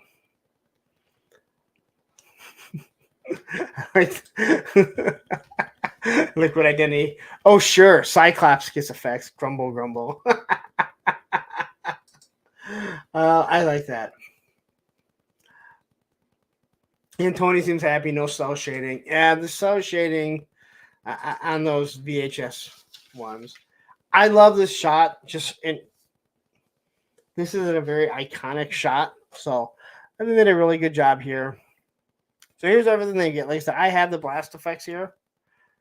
They come with another Cyclops that I have, but I don't think that I have a head sculpt that doesn't have, like you have to have it on there, or you have to have these smoke effects that are coming off of it. It's like, well, he's not always shooting. Like there are times he's just walking with his glasses on. Is it just me, or does Dan always look like he never wants to be at these reveal events? Well, I think a lot of the teams, other than the Joe team, doesn't seem like they have any fun at these things. They all seem it's like it's just a burden to me. And the worst thing about it is, I can tell you for a fact that Lenny doesn't like doing them, but you wouldn't be able to tell, right? So, I mean, it's part of your gig, man. You're literally getting to just go out on camera and talk about toys. So, but Shark, I'm with you. There's just a lot of these guys that just don't seem to enjoy it. All right, guys, here's your Goblin Queen. Can't complain that you're not gonna get it. Here she is. I do think this figure looks really nice. Yes, the baby is as big as her. They said this is the third time the baby's been used. That the baby has the same size head as she does. Now, there's a lot of talk on Saturday's show about this. I know nothing about this figure. I know everyone wanted it. They don't want it in this form. They did make reference to, hey, you know what? Everyone wanted this figure. You're not going to be getting that other figure ever again. That was your one chance to get it. So, but she does have a couple of effects. And then she had Baby Cable. Which, yes, Baby Cable's head is huge.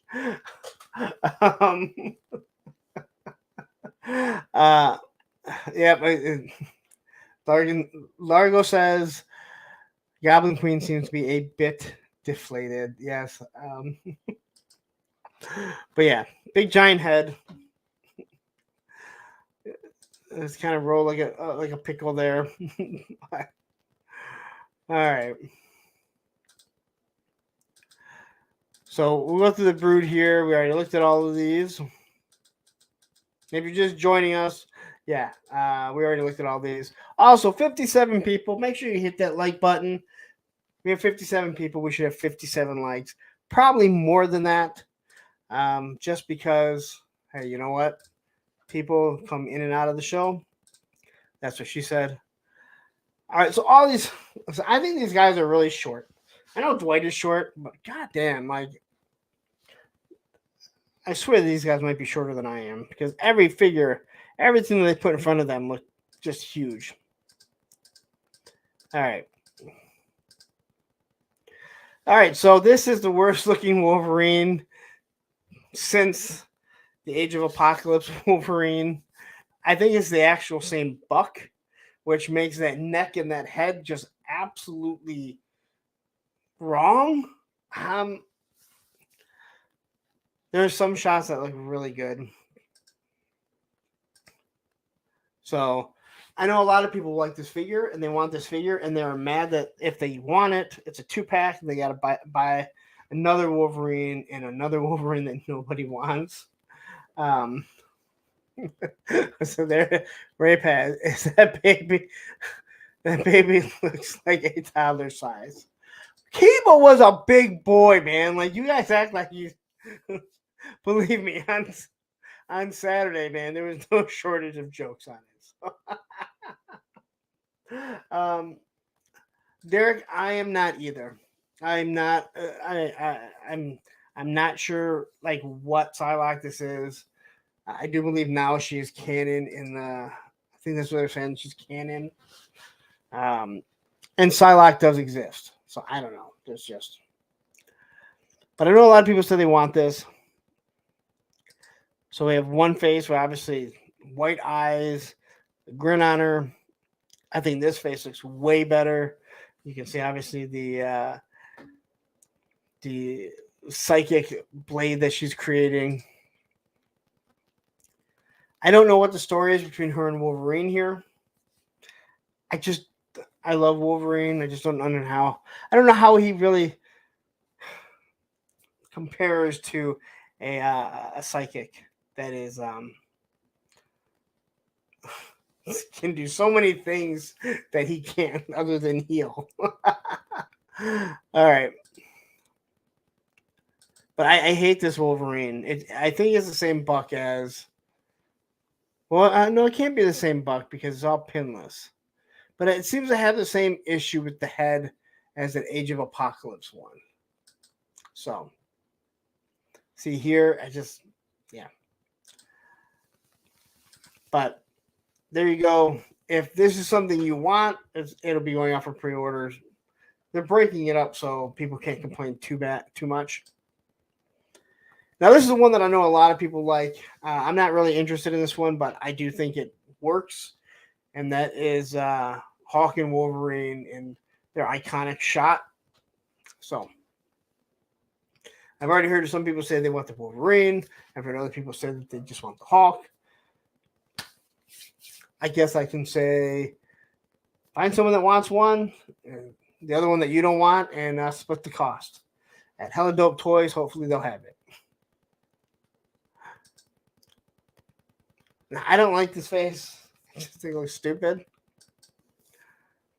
This one, he's smirking. So, but here you see the size comparison, which I think they do a really good job with it. All right, so Ray Pass says Psylocke had come through the siege perilous into Japan, and the Mandarin somehow had mystically put her into body of Quenin. That's how she went from, yeah. I don't know. Ooh, yeah. Marvel Legends movie remake of Twins. You nailed it right there, though. I definitely see it. Where's Hawk's neck? Hawk doesn't need a neck. Have you ever seen some of them bodybuilders? Believe me, they don't have necks.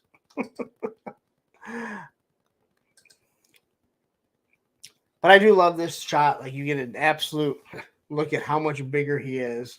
And this is what they should have done with Sabretooth.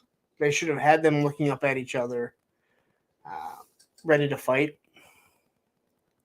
But I know a lot of people want this Gray Hawk. So there you go, if that's what you want. And this is, the cover. So he doesn't have a neck here either. So that's pretty much where your neck went. Wasn't in the comic. They didn't do it in the action figure. And that's the whole wave right there. 2 packs. And here comes I want to say this is probably this is the shining spot. Like, I have no need for an angel, but I look at this, I look at the wings, and I'm like, this is a figure that I would not mind to have in my collection to fly with my gargoyles or something like that. Now, there was a lot that was talked about on this. Adam, highly articulated, really broke a lot of this down. This is on the Vulcan buck, but because of how the wings have to go in, they had to redesign the Vulcan buck and actually remove the butterfly joints. So they really put a lot of design and completely redid this figure. Now, again, I don't think the butterfly joints are a huge issue for most figures, especially if they're not done right. I mentioned numerous times, I don't think Hasbro for the G.I. Joe team does them right. I think the Twins, they were done right, But the butterfly joints are really meant so you can bring your hands together like this and fire a pistol. Very few of the Joes can actually do it. Now, Valaverse, they did theirs right. But again, you don't even need them if you just cut it right. So maybe they did it properly here. But the wings look awesome. They expand, they retract. I believe there's 3 different pins on it. That's all they really showed. So they move up here at the shoulder blades and then move up here at the top. And we've seen other stuff like this. So where's the... Yeah, so actually there's 3 pieces here. So 2 here with 3 different pieces. Yeah, I think this looks awesome. I think this figure looks awesome. So... And I totally missed this here. Does anyone know what they are hinting at? If you do, because usually this is what they do is they hint at a figure that's to come. So it looks like there's some sort of flame there. So if you know what it is in the chat, please let me know because it help everyone out. And they seem to show this a lot here. A lot. Oh, and then they did their little thing. So, all right. We're going to remove that. I'm going to take a drink.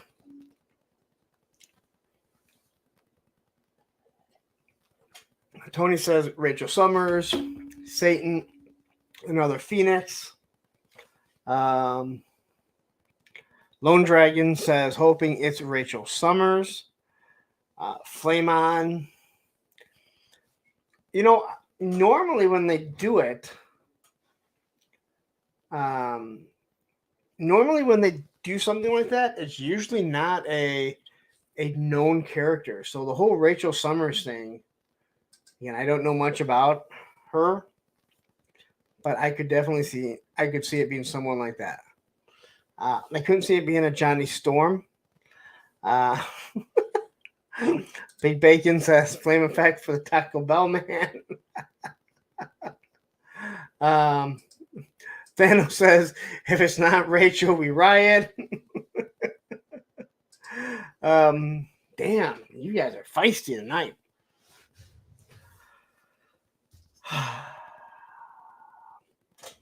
All right. So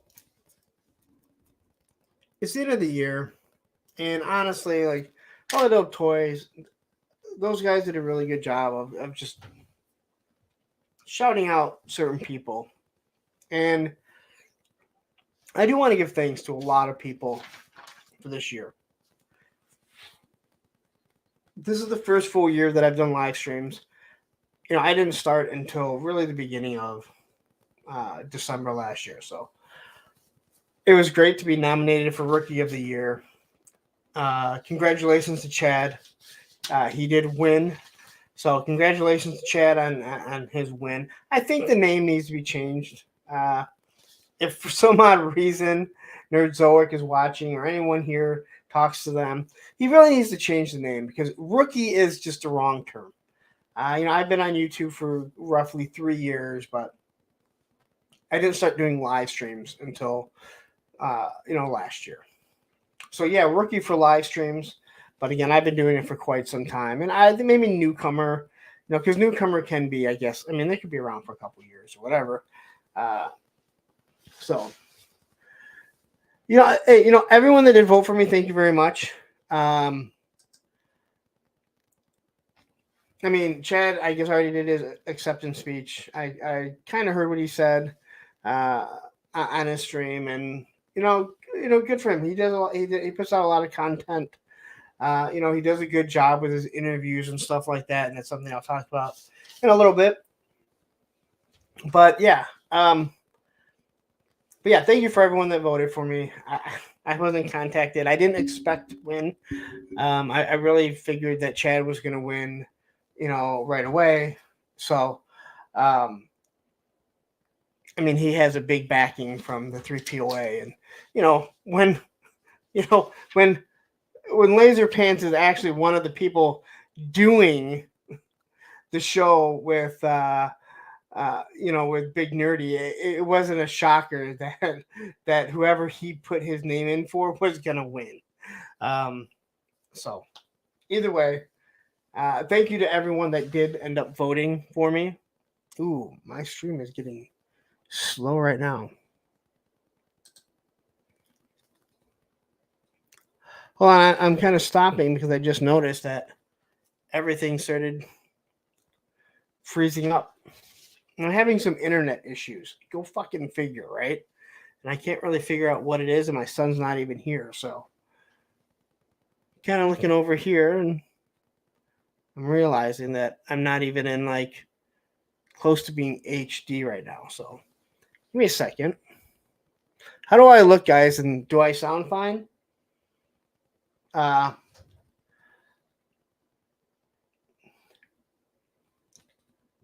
Anyway. Okay, so Thatcher says I'm coming in fine. All right, then it must be on my side here. I don't know. I don't know what the hell's happened, but I gotta fucking figure this shit out. More issues. Anyway, thank you guys for tuning in. Okay, so, whew. Thank you, Liquid Identity. You must be drinking lots of liquid if you're saying I look pretty. And Low Dragon says, sound fine, look ugly as ever. That would be to be expected.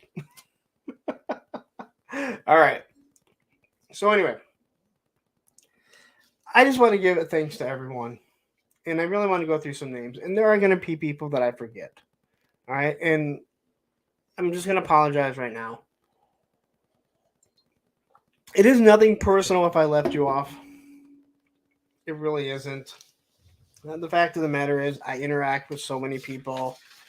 And a lot of those interactions are no longer available because they're on my Instagram. So trying to get that situated, to get a hold of people that I'm not friends with, but that I'm friendly with and that I discuss stuff with, isn't always going to be the easiest thing either. God, man, my internet is fucked up. I'm just looking over here at this shit. But yeah.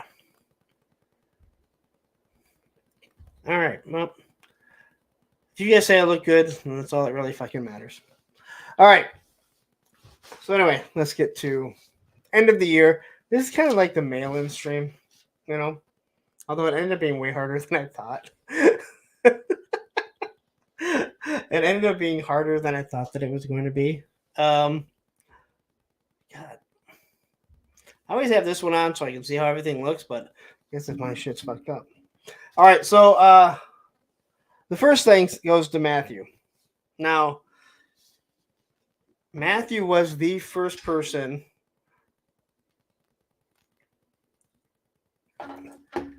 Yeah, so Matthew just messaged me and told me the stream looks fine. It's not telling me it's bad here. I'm looking at my stream over here and it looks fuzzy, which obviously there's an issue with it connecting. I think there's an issue more or less with the Wi-Fi router. Anyway, all right. So I want to say thank you to Matthew. He's the first one. These are not going to be in order except for Matthew. He was the first person in on a Monday night show. And I believe he's been there on every single show that I've done. I knew nothing about this when I started. Obviously, you do your little bit of work. You do a little bit of experimenting, a little bit of research. But for the most part, I knew absolutely nothing. And before he was even the moderator, I only met him through the full force. I would bounce things off him. He'd give me a lot of different suggestions, some that I would take or some that I would use, some that I would say, hey, you know what, I don't really like doing it like that. I always liked having some sort of reason why I didn't think that it would work or why it wasn't going to work. And we just all kind of went from there. And then eventually he became, my moderator. The first moderator. Obviously, I do have the second one. But there's been so many things that him and I have discussed. Him just getting on, trying to explain, hey, you know what? You need to do this. Maybe you should try this. Hopefully, I'm thinking the sound may sound better now that I'm closer to a wall and there's just not air in front of me. But there's just so much stuff that him and I discuss. That again, if you like the show, if you enjoy everything that I give you on these lives, much of it has to do with him. So you guys should also be giving him a big, thank you. And again, I'm one of those people. I look for constructive criticism when I ask somebody. So every single person that I've asked, for their suggestions, what they liked, what they didn't like, I'm asking people that I know will be honest with me. They're not going to hurt my feelings if they say, "Hey, you know what? That didn't work." There's been plenty of times that I've talked to Tony and he said, you seemed off." Other times people are like, "Man, you are on." So, all right. So thank you, Matthew. But I'm damn, like we talk so much. Thursday with a friend. Every single person that came on with Thursday with a friend. Allison, Tony, Shark Eyes, Digital Diarrhea, PNC, Lenny, Travis from Hexastack. I don't want the other Travis to think that he wasn't on. Shartimus, Oz, Jay Bartlett, Ed Action Figs, Usual Mike, Connor Fuller, Brick Something, Bees Battleground. I think that's it. I started off pretty good, and then I had to go back and look. But I want to say thank you to every single one of you that came on. I waited on that show for quite some time. I knew that I always wanted to do some sort of interview show. I've told you guys before that one of my things that one of the things that I always looked for when I was in a chat on the Full Force, Geek Dad Life, Toy Anxiety, wherever it was, I was always looking to see, like, hey, who is this person? Like, do they have a channel? What is their story? They seem to have a lot of knowledge on this. And I just wanted to get to know people. And the whole Thursday with the friend, other than the one with Shartimus, has been people that are in my community that were helping me grow. And some people may say, well, Lenny wasn't, but you guys don't realize I talked to Lenny a good amount. He likes my pictures on Instagram. Oh, on the old Instagram. I don't have it anymore. So even he wasn't veering off. Shartimus was the only one that really isn't in the community, in my community. But he did, start to, jump in, a little bit, liking pictures, and him and I communicated a little bit, mostly over punk music. So, but I want to say thank you to everyone. It took me time because I wanted to have a proper way to do it. And I know a lot of you guys, I've got to know a lot of you people, but you have to know how to lead people into when you ask a question, even though you may know the answer. So I want to say thank you to every single one of you. The next is Punks on Film. It hasn't grown nearly as much as I thought that it would. But that whole show came from you guys. That at the end of the show, when we were just trying to do filler, we would start talking about movies. Better Off Dead, which we are going to do Better Off Dead. Matthew, I haven't even told you yet. Better Off Dead is what we're going to talk about. It is my birthday. So for next Thursday, not this Thursday, next Thursday, we're going to discuss Better Off Dead. I know Fatrid wanted me to do a skateboarding one, but there's no good skateboarding ones that I really want to do. But that all came from you guys. That whole idea, that whole concept, it all came from you guys and everything that we were discussing. So I want to say thank you to everyone that tunes in over there. I want to say thank you to the people that actually went and subscribed. Matthew, put a link in there. Punks on Film. Right now, hit that subscribe button over there. Just open up another link and hit subscribe. I want that one to grow. And Big Bacon, no, Better Off. Like, Gleaming the Cube is not that good of a movie. Like, I feel like I need to go watch it again. just don't. It's like it's just not a really good movie. Not like Rad, which Rad was awesome. And let me tell you, as much as we talked about Rad, it probably did like the least views of all of them. Like no one watched it, and I just could not. I just couldn't figure it out. All right. And then I gotta say thank you to all the channels that had me on this year. Um, Understand, I am not the most liked person, and I know this for a fact. Um, and it's okay. I don't need to be liked. I have my opinion. I'm going to give my opinion, and some people may not like it, and that may leave some people butthurt.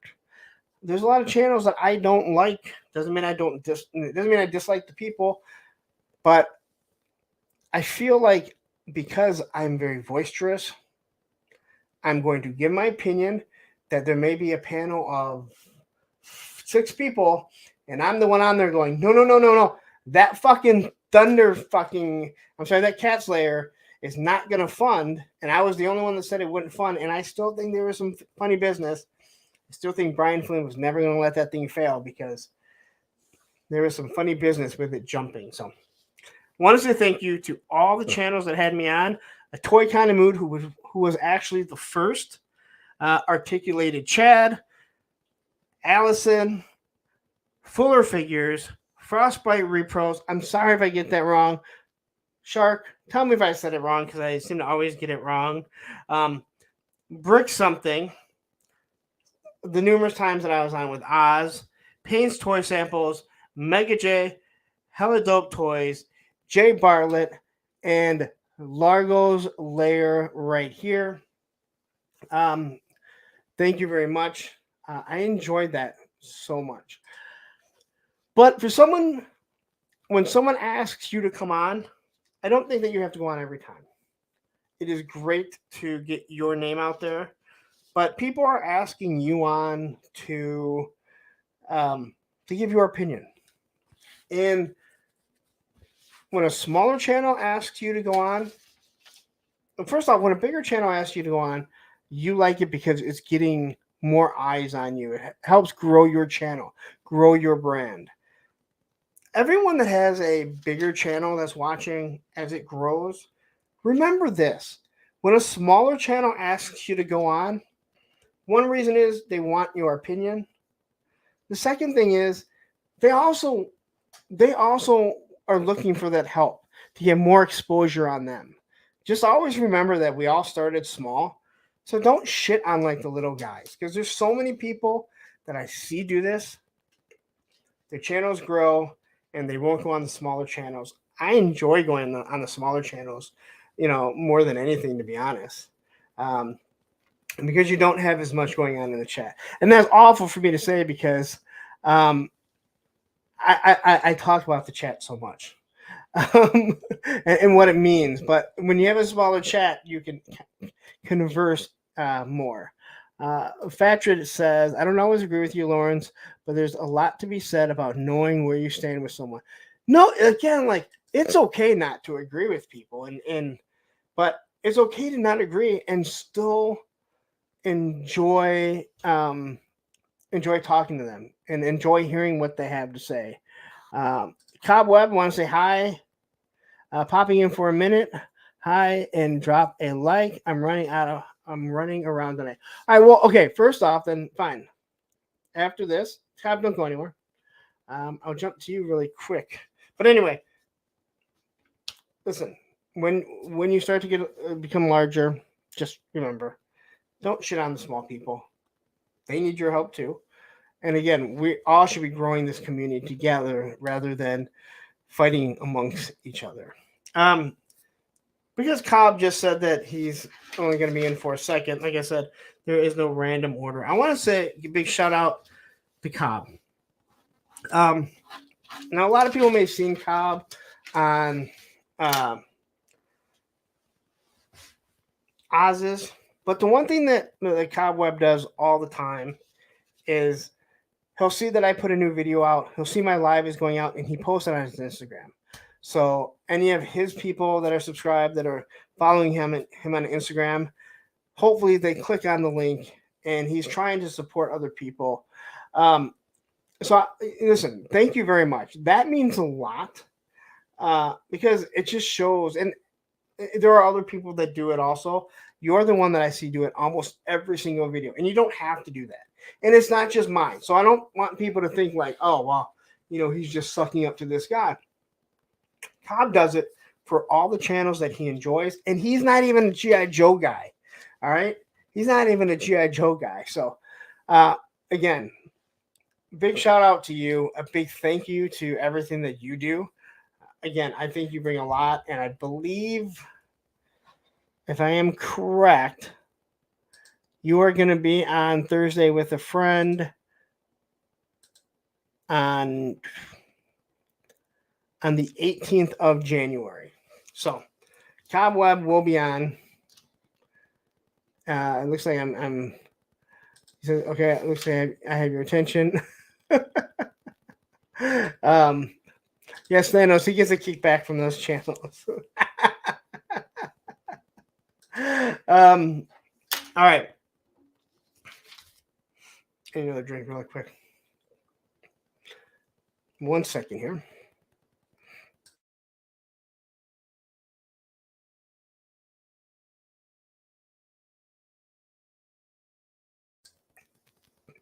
All right. Next guy is Tony's Figs. Tony, I don't know why I said Tony's Figs. Tony Romo has seriously become one of my best friends. I did not know who Tony was. I met Tony. This is a funny story about Tony. I met Tony on a Toy Kind of Mood the first time I was ever asked to be on a show. And I was chatting with Travis, and he was talking. He was asking me about, hey, I need to know this, I need to know that, right? For the topic. And he said he was watching the Patriots because he's from Boston. And I was like, oh, dude, that's too bad you gotta listen to Tony Romo. And he was like, dude, don't be talking about a Toy Kind of Mood, guys. I'm like, what the fuck are you talking about? And he's like, dude, what? He's like, don't be like coming in and doing that shit. I'm like, what? I'm like, you're watching the Patriots game, aren't you? But he didn't realize I was talking about the Patriots and that awful broadcaster Tony Romo doing the game. He thought that I was actually talking about Tony. I never met Tony. I met Tony that day. Well, not that day. On that stream. And I believe right after that, he pretty much just jumped in here and started chiming in. And one thing led to another. And I talked to Tony on the phone more than anyone else. And like I said, I talked to Tony an awful lot. And it's not just about toys. We just shoot the shit about our kids, about our lives, about our lack of meeting women. Sorry, Tony. But yeah. But I got to give a shout out to Tony. I did tell Tony he'd be an awful moderator because he likes to start shit, and I stand by that, Tony. And that's the type of friend that he is. He accepted it. Matthew, Tony is like a 13-year-old girl with the phone call.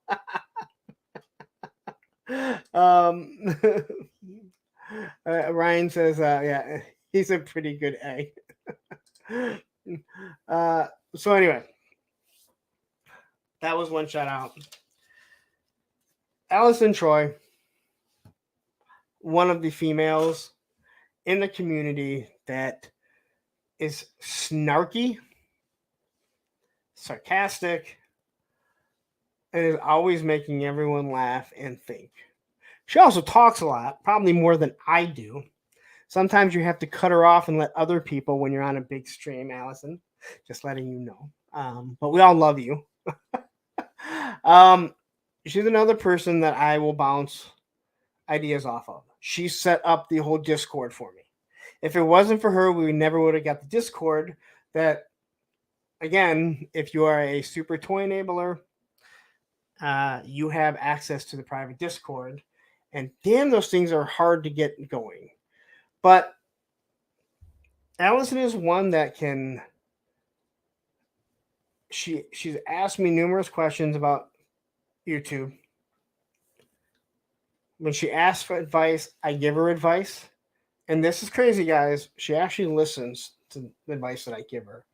And again, understand most of the advice that I give to people is stuff that I've already heard from other YouTubers, big YouTubers that explain how to do that stuff.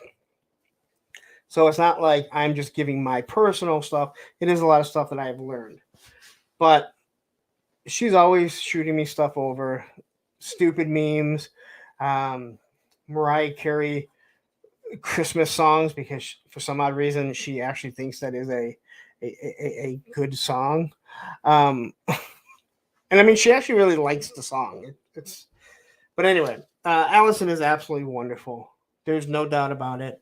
And again, if you're not following her, again, she's another YouTuber uh, that's doing something different.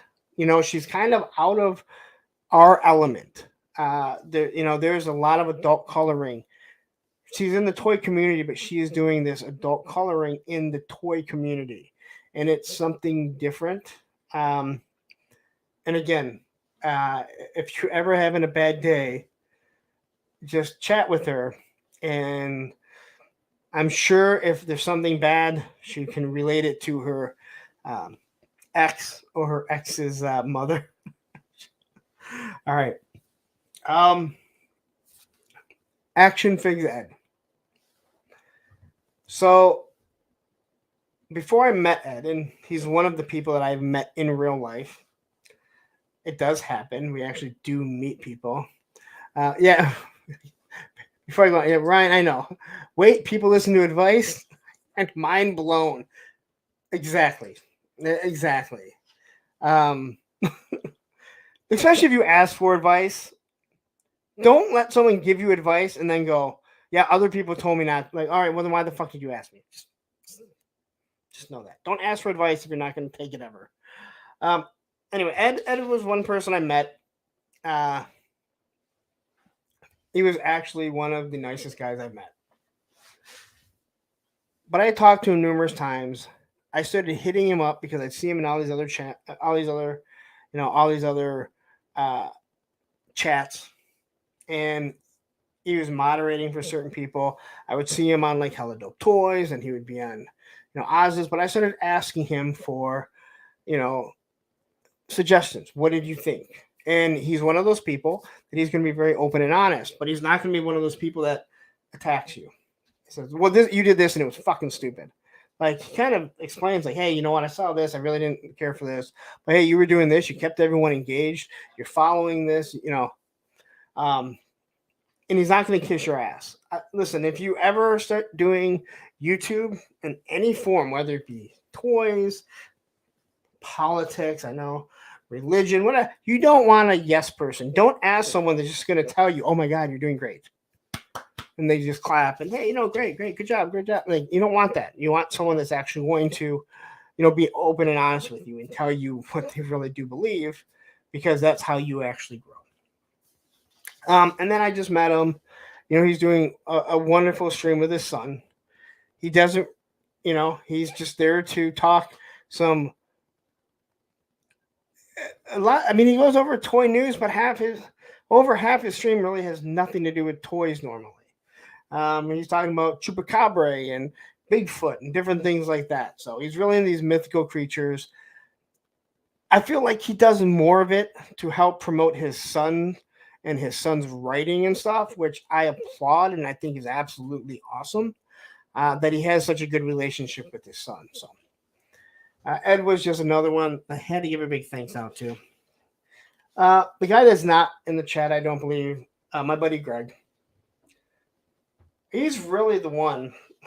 If Greg was around, he's the reason why I started doing, like, really pushing hard to do reviews.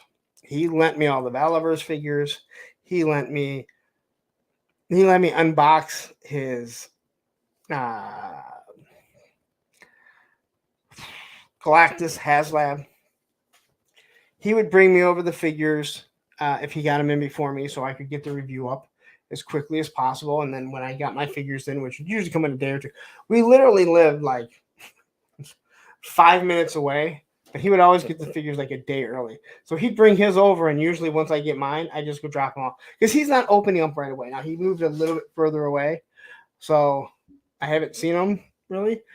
But he was the one that said, "Hey, why don't you just you're doing these reviews? Why don't you just work and try and get monetized and pay off add it towards what you're doing."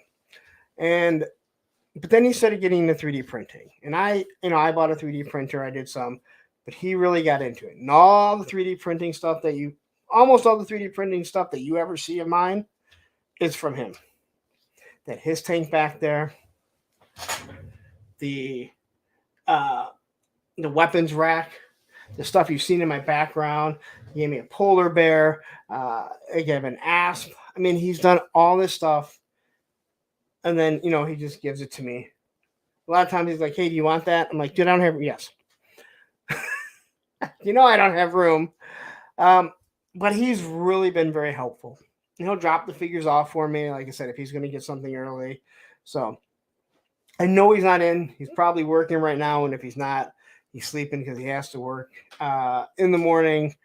He's another truck driver, just like Big Bacon. So, I got to say thank you to him. And he also did the first 3D print. I gave, for my first giveaway, that 3D mech hiss, that I have 2 of them because he gave me another one. He was the first one to give it away. So, give to me to give away. So big shout out to him. Digital Diarrhea. I can't say thank you enough. You reached out to me and you were like, "Listen, I want to buy a figure for you to do a giveaway." There was no asking. It came out of the blue. And he wanted to do something newer, something that was on pre-order but wasn't going to be too far away. And that was where that Thane came. That AWOC Thane. It was actually his idea to do an AWOC figure because he said he wants something different, hopefully maybe to help grow the channel diversity. Thanks for trying hasn't helped. If it's not military or G.I. Joe related, people don't seem to give a shit. And I said, "Hey, well, why don't you order from Hella Dope Toys?" And when I hit up Ted just to say, "Hey, you know what? I put a pre-order in for this. Just let me know." Told him what I was doing. He said, "Hey, you know what? I'm going to throw in a figure for you, because this is cool." And I got, when it got sent out to me, I packaged that figure and I sent it out to him because I wasn't the one that bought it. It wasn't right for me to keep it. I'm like, "Hey, you know what? Here's an AWOC figure that they threw in. Do a review on it. Start helping to build your channel." Now, building a channel isn't easy. So if you're able to get more product, that's how it all starts. So Digital Diarrhea, thank you very much. That thing was absolutely awesome. All right. And then quickly, the next thanks. Well, we have to do this first.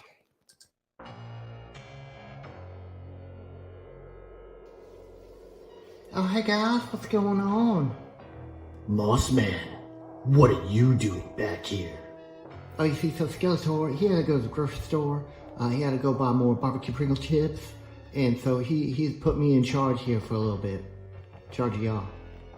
He said, "Man, Mossman, I have to go to the grocery store, so I need to put you in charge of Snake Mountain." Yes, that's Skeletor. That's Skeletor, right. Skeletor said since I was in charge, I could use the credit card and maybe go online and buy some action figures for myself. Oh, some action figures sound kind of nice. Yes. Maybe we can go to Big Ben. Beastman, we don't say that around here. We go to helldopetoys.com. They have the best prices in town, and they ship everything in one business day. One business day, Beastman. That means I buy it, and it comes to my house super fast, and they pack it all real nice. So when I go to do my YouTube reviews for my 5 subscribers, I'll be like, oh, look at this minty fresh packaged box that I got from helldopetoys.com. So what are we waiting for, y'all? Let's go get that credit card and head on over to helldopetoys.com right now before they run out of all the good stuff.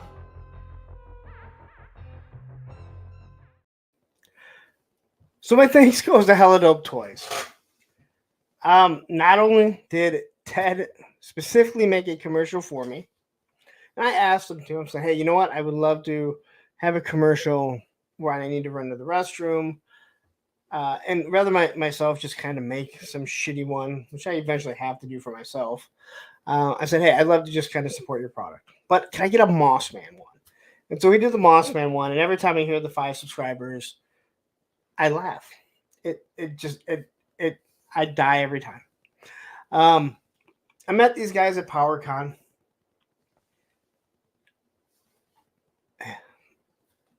The 4 of us, Ted and Aaron and Travis, we all hung out. We went out to eat. Everything like that. We just had a good time. They were as gracious as could be. I will reiterate this again. I am not the most liked guy. I'm not the most liked person. And I believe that a lot of people that don't like me are associated with them, and it hasn't bothered them, which is good because you know what? We don't all have to like, we all don't have to like certain people. We just have to respect everyone that's around. At least we should. Not everyone does. And some people may say, hey, you know what? Some people may say, hey, you know what? You don't fucking respect a lot of other people. And well, there's usually reasons for that if you see that I'm not respecting someone.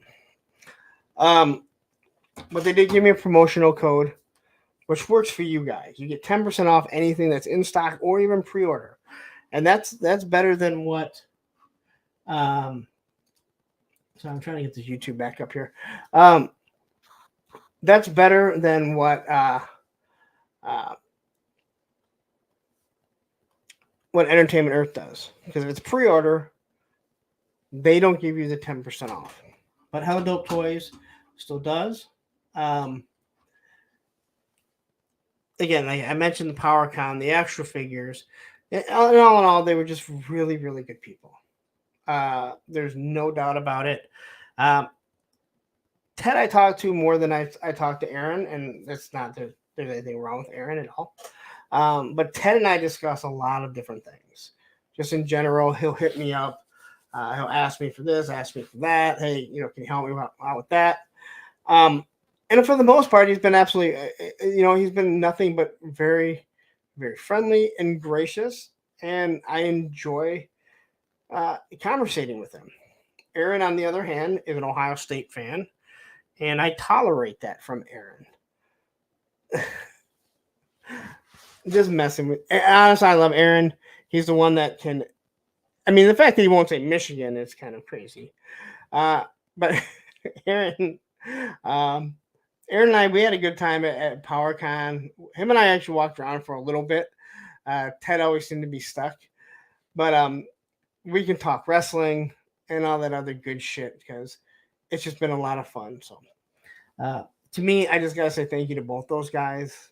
They've done a lot, and again, as I mentioned, I don't think everyone likes me, and I'm fine with that. But I know that sometimes it can bother other people, and that would keep people from, bringing others onto their show.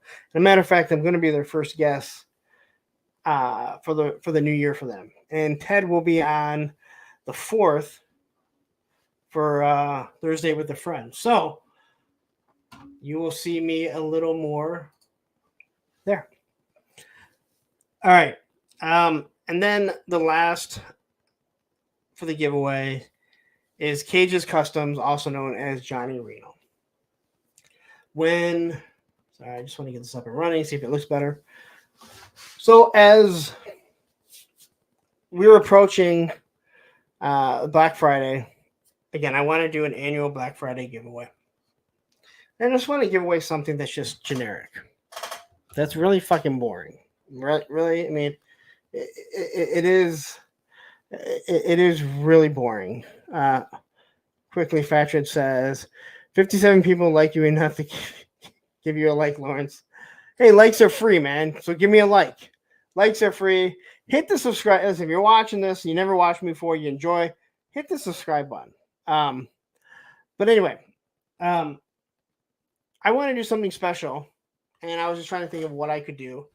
And some guy named Cage's Customs hits me up and says, "Hey, I want to give you a custom figure for your giveaway." And I was like, "All right, cool."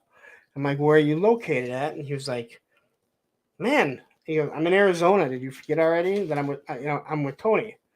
I'm like, "Oh." So I hit up Tony. I'm like, "Tony, who the fuck is Cage's Customs?" And he's like, "Dude, it's Johnny Reno." I'm like, well, how the fuck am I supposed to know that? All right. His name isn't even close to being the fucking same. It's not like it's like Johnny's Customs. It's fucking Cage's Customs. There's nothing to do with fucking Johnny Reno. So I kind of felt dumb asking, but then I had to figure out exactly where he was from. But he gave a wonderful one. And then not only did he send that to me, he also sent me one for myself, which sits up here. And again, I don't ask for people to send me shit. I've had a few people that have sent me stuff, and it's always going to be greatly appreciated.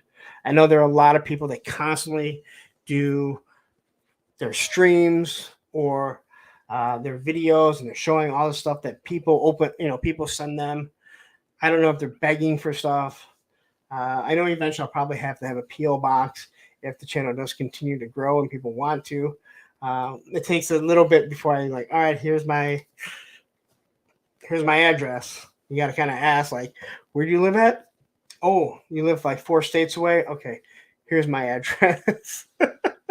But Cages, Johnny Reno, thank you very much. It is greatly appreciated. All the channel members.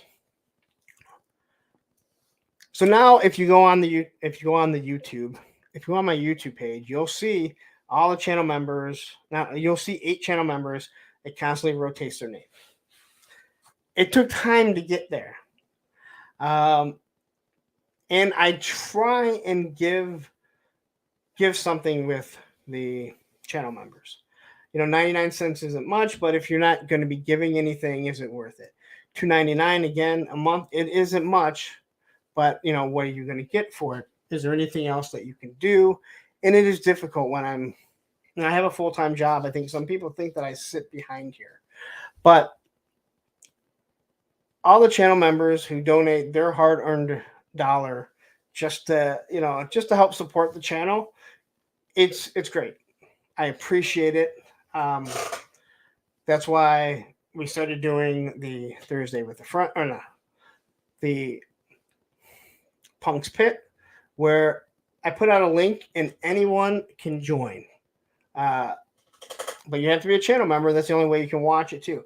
Not everyone that's a channel member or watches a stream wants to be on camera.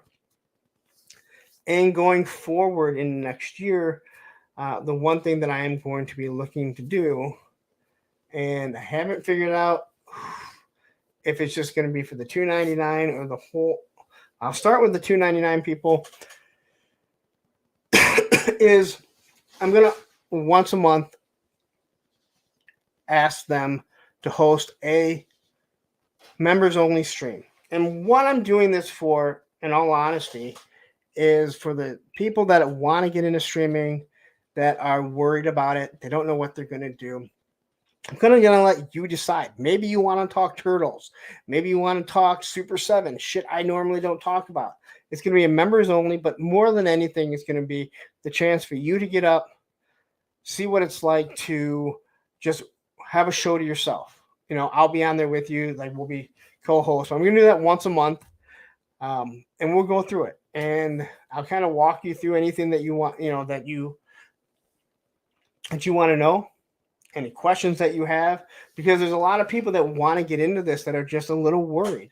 They don't like, they don't like having their self put out there.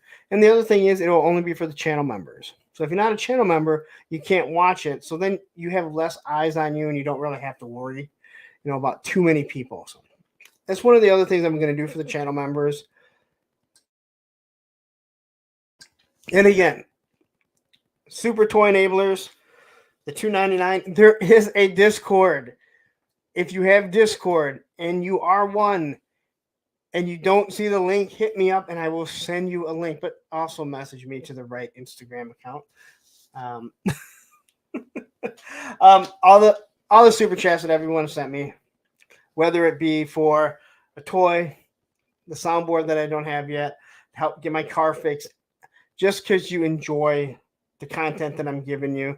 Thank you very much. I mentioned it before. You don't see all the time that I spend behind here. I felt weird even setting up the super chat, asking for channel members. And the one thing that I remember Shark Guy saying to me is he said, yeah, it's so bad that that it's made a comment like, yeah, it must be so, or like something like, yeah, it's so bad. Basically, I'm trying to think of the way he said it. Just like it's so bad worrying about like people supporting you for what you give to them. Basically saying, don't worry about it, man. It's not a big deal. Everyone else is doing it. Yeah, I don't remember how you said it, Shark Eyes. I don't remember how you said it. It's driving me nuts. But basically, it all just came to the fact that, hey, you know what? You shouldn't feel bad about it. You put a lot of time into it, a lot of effort into this. And there's nothing wrong with asking for everything that you do for someone to help donate a little bit. And again, but yeah, thank you. Again, I do appreciate all that. So, and then the merchandise, all the merchandise. Because I don't sell a lot of merchandise. If you do pick something up, I appreciate it. Aaron, the toy enhancer, told a story about how he got a shirt of mine. He was at Ollie's down in Georgia, and he saw some younger kid, like in his teens, looking at the Marvel Legends, and he started talking to him, and he said, hey, nice merch you have.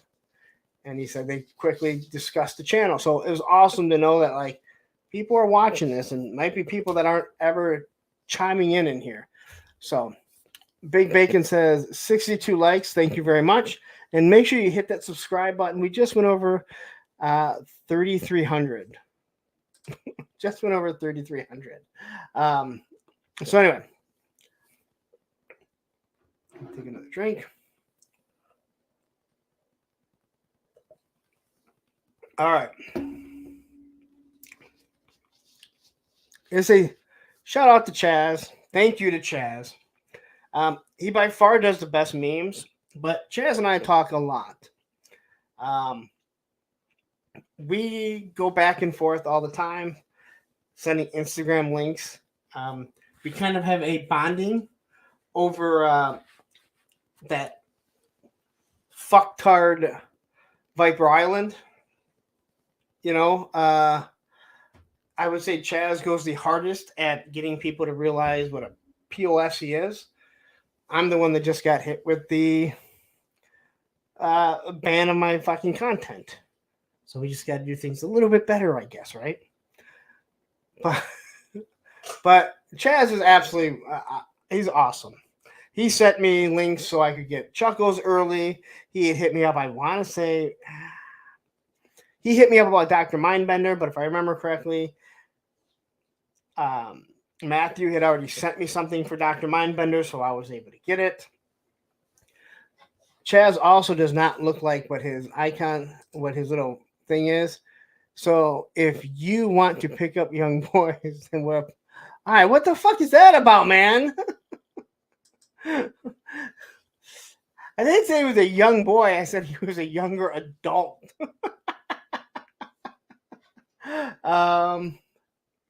No, okay, so listen, this was discussed. And you know what? Tony and I discussed this here. You say stop giving him power. We all know he's a dickhead. No, no, no, no. It's not giving power. It's pointing something out. Everyone already knows who he is. Hopefully, people will hear it and they tune in and go, who the fuck is this? Or they look in and they go, okay, you know what?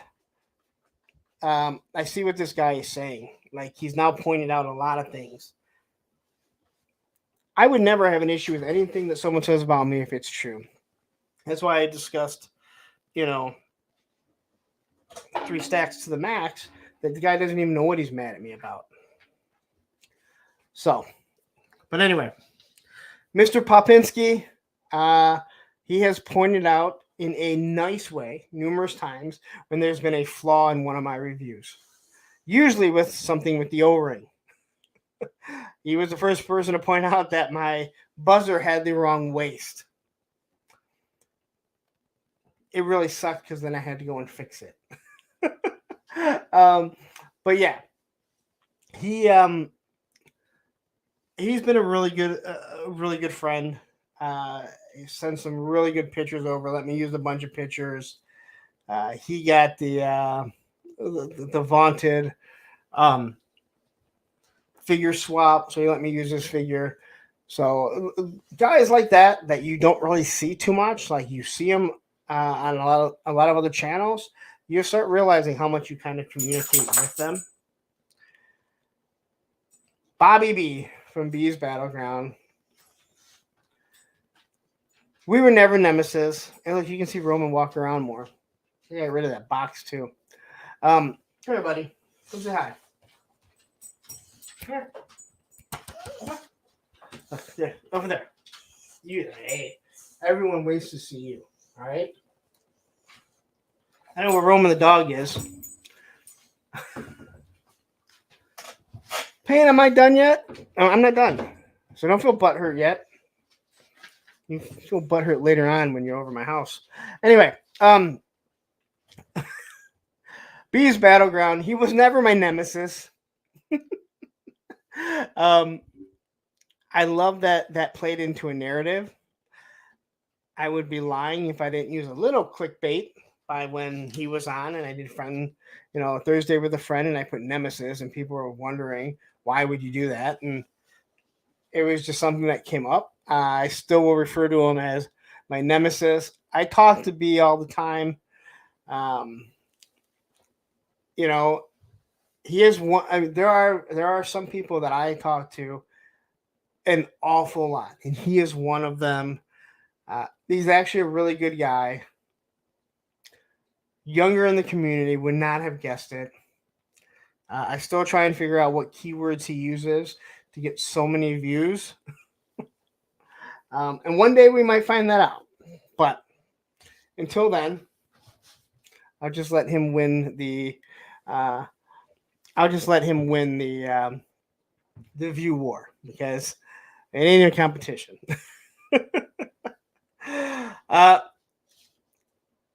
got to give a shout out to Lenny. He spent 2.5 hours. I think he liked doing that show just because he didn't have to talk about new product. They didn't have to figure out ways to not talk about what's coming out or discuss the QC issues, even though we did talk G.I. Joe. I think he felt very relaxed, but he gave a lot of time, and I mean a lot of time to me when we were doing it. We spent 5 hours. He didn't have to spend that much time. And as I did mention earlier on, like, he was someone in my community, even though you didn't really see him, who was always like, he'd talk back and forth with me. He liked my pictures. If I was putting out a review, he'd like it. He really doesn't go on YouTube and look up reviews. He tries to stay away from any of that because, he doesn't need all the negative that some people will put out there. I don't think people realize you can do a review or talk about a product and critique it and not be overly critical and personally attack people that design it.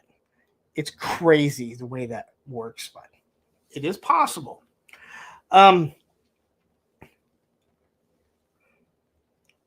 Articulated Chad. They would not call him the other name. Articulated Chad was one of the first people to have me on. I was supposed to go on, after that show with to do his toy talk. It just never happened. I don't know if it ever will. He One of the reasons why it took me so long to want to do any type of interview show was because of how well he does his stuff. And I've told him this numerous times. I would watch him as he's interviewing someone and talking to someone, and I already knew that he knew the answer. But he did such a good job of pulling people in, asking the question even though he knows the answer, so everyone else could hear exactly what it is. And I watched a lot of his videos, and I didn't try and emulate or copy him, but I thought that he did it the right way. And I wanted to have that same ability that I feel that he does when I do my show. And of course, like, my show is different than the other toy talk shows because it's not really a toy talk show. We're talking to someone that talks toys, someone that's in this YouTube or Instagram realm, but it's not really toy talk. It's getting to know who they are. But the way he handles it is how I wanted to handle it. So I have to give him a big thank you, because without him doing it, and me watching how he does it, again, it goes back to me talking like Jim Rome. He says the best interviews have always been conversations. And that's exactly all that I, wanted to do. So, big shout out to him. Travis from Hexastacks. Now, Travis bounces in and out. I don't know where Mr. Wonderful is right now. But meeting him at PowerCon, he is truly one of the nicest people. I've been on numerous streams with him. I had him on Thursday with a friend when he was promoting his Hexastack. But he is one person who has spent time making... He doesn't draw the pictures. He does this AI thing. And he made this whole toy thing of specific figures, specific YouTubers and toy tubers. He always puts himself in the center of it, which we all find comical and funny. But he does a really good job. And he spent this time, doing this cartoon character of Roman. And I think what was funny is that he kept trying to do him as a Rottweiler. And then I was like, it looks like a Rottweiler. And he didn't even catch it. And he's like, what kind of dog is it? I'm like, it's a pit bull. And he's like, oh, well, that explains why it keeps coming out black, because Rottweilers are always black. So, but he's been super nice, very generous with his time. He sends super chats. He's a channel member. So, things like that go really, really far. And I don't think people fully get that. And again, you don't see all the times that we come back and forth. Pop Blender says really quickly, if you want to learn from an amazing interview, I take pointers from Dan Patrick. Yes, Dan Patrick's another one that I listen to a lot. And he says the same thing Jim Rome does. The best interviews are conversations. The former sportscaster host, his interviews are hands down the best in the business. Yes and no. I really do like his stuff.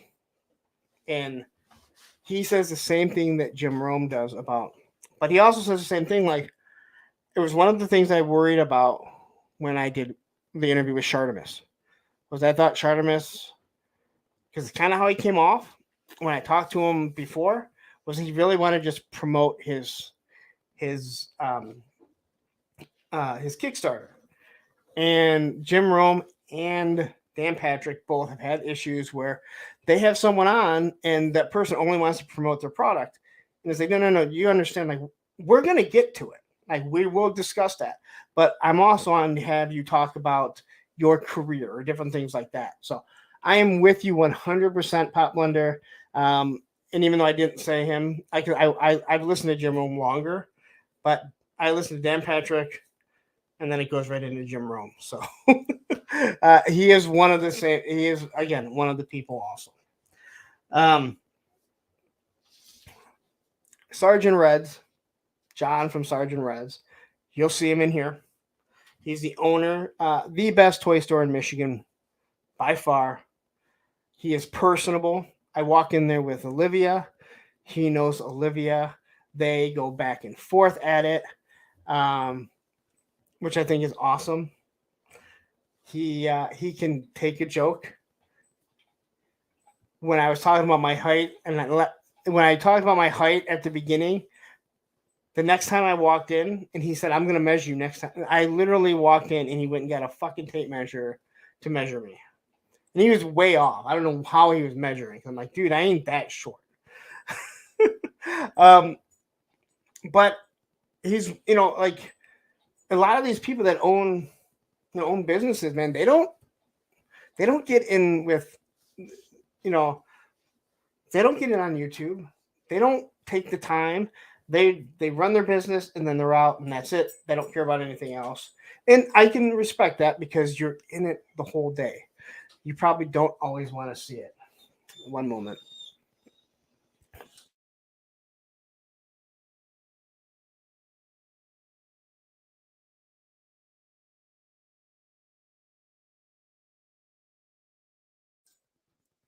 He can't get out.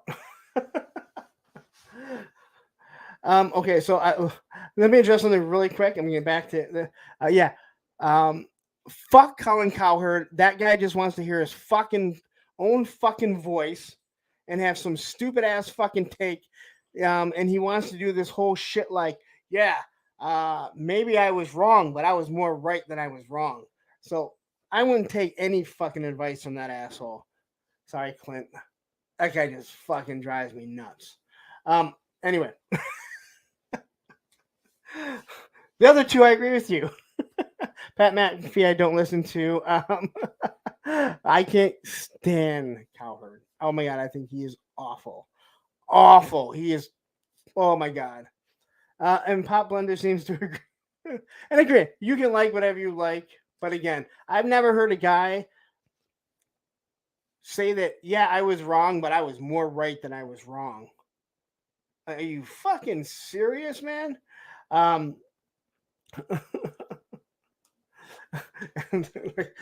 So the hate for Cowherd is coming in. Anyway, back to John. Again, he's been wonderful to me, and I am going to do a show with him. He said I'm going to do a walkthrough with his whole shop once he's done. He's going to be on a toy store near you Christmas Eve. So his store, which looks completely different than what it did back then, but he is actually one of the good guys in the community and everything that he does. And I can't say thank you enough for every time that he shows up in this chat. Random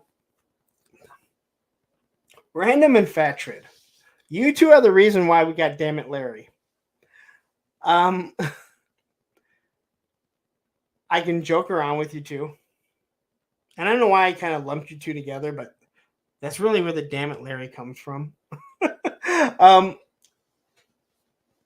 But you two are like, again, I don't know where Fatrid came from.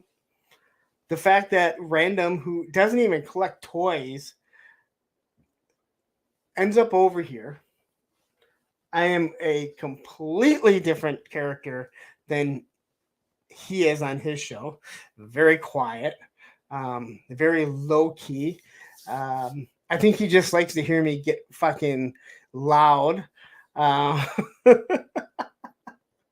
But yeah, they bring some fun to this. Again, I still don't understand why people watch me. Sometimes I'm like, I cannot believe I don't want to hear myself talk anymore. Yet here I am going, and I still have 56 people watching. But yeah, both of these guys have been great, and I appreciate everything that they've done coming into the community. Random, I definitely will have or ask to come out, or have, I will ask Random for sure to come on Thursday with a friend shortly, because I think he's going to have a wonderful story considering he's not a toy collector. Fatred, I have no problem. I will ask you too, but I don't know. Again, a lot of people don't ever want to get on video, and my whole thing. And Chaz, sorry, I have to talk to a person, not an avatar. So when Travis, when you're or Chaz, when you're ready to come out, I need you to come out and show your face to the world. Then we'll do it. And Mr. Wonderful, you missed. You have to back up because I just gave my thanks to you.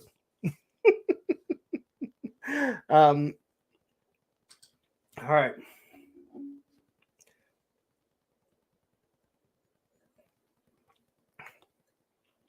Next thing is to Cajun Samurai. This guy hit me up a few months ago and just said, "Hey, I want to send you some 3D printed weapons." Didn't know who he was. Had to do a little bit of research to make sure. He either owns a tattoo shop or he's a tattoo artist for sure. So I could tell by looking at his Instagram accounts that he was legit, because you don't just want to give someone your address. He sent me like 30 or 40 3D printed pieces, and every single one of them was awesome. There's some funky colors, so I got to dye them or paint them or do something with them. But I have to say thank you. He said he watches, the streams. I don't think he watches the live too much. I know that he chimed in after he sent them, but yeah. So I just got to give a big thank you again. If you're gonna send me something, I'm definitely gonna thank you for it, because no one needs to do that. Times are hard for everyone, and it's definitely going to be appreciated. So the PowerCon. Thank you to everyone that came up to me. When I first got there, I messaged Ed to say I fucking hate this city. But when I first got into PowerCon, I was looking at what the hell was I looking at? I think it was actually over by Mythic Legions, and all I hear is, and I don't even know who it was. So if you're listening, say something.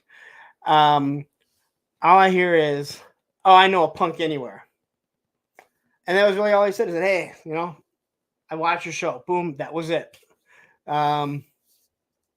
And there were more than a few people that came up to me. Now, I kind of thought that maybe some people would recognize me.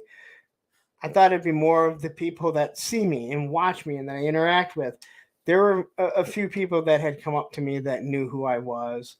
And it's a weird feeling. I'm not a celebrity, and believe me, none of us are. But it is weird that everyone knows, all these people know who you are. And, if you come up, great. I think that, I think Oz put it best. You know what? Make sure that when you do come up, that you, don't say your name if you have a different name on your, for your username, because that's not how we know you. I mean, you can say who you are, but then say, "Yeah, I'm," like if Lone Dragon came up to me and said, "Hey, I'm John," I'd be like, "All right, John," if you say, "I'm John Lone Dragon," all right, cool. But yeah, so it is one of those. It is one of those things. So, and Ray Paz says, "I hope you do all the cons next year." Listen, I'd be lucky if I do one con. I want to go to Joe Fest. I just don't know if it's possible. To be 100% honest, I really don't know if it's going to be possible. I'd have to see. Again, it all goes with finances. And again, my son is graduating. So, but we'll see. It might not be as expensive as some might think. And I've kind of mentioned, hey, if you do an Airbnb, it's a lot cheaper than renting a hotel, especially if you get like 10 guys in there. So, okay. But all the people at PowerCon, and not just the people that you've heard, but Nick Nimmin. I've said his name so many times. He's the one I learn almost everything about YouTube from. Him, his brother, Daniel Patella. I used to watch a lot of vidIQ. I do my best to. I listen to what he says, and sometimes you have to adapt a lot of things that some of these YouTubers are talking about because our toy tube world is a different animal. So there's some things that you look at and say, yeah, that would not work for us. But you can also understand, and you just click it on, listen to them. By far, I am not saying that I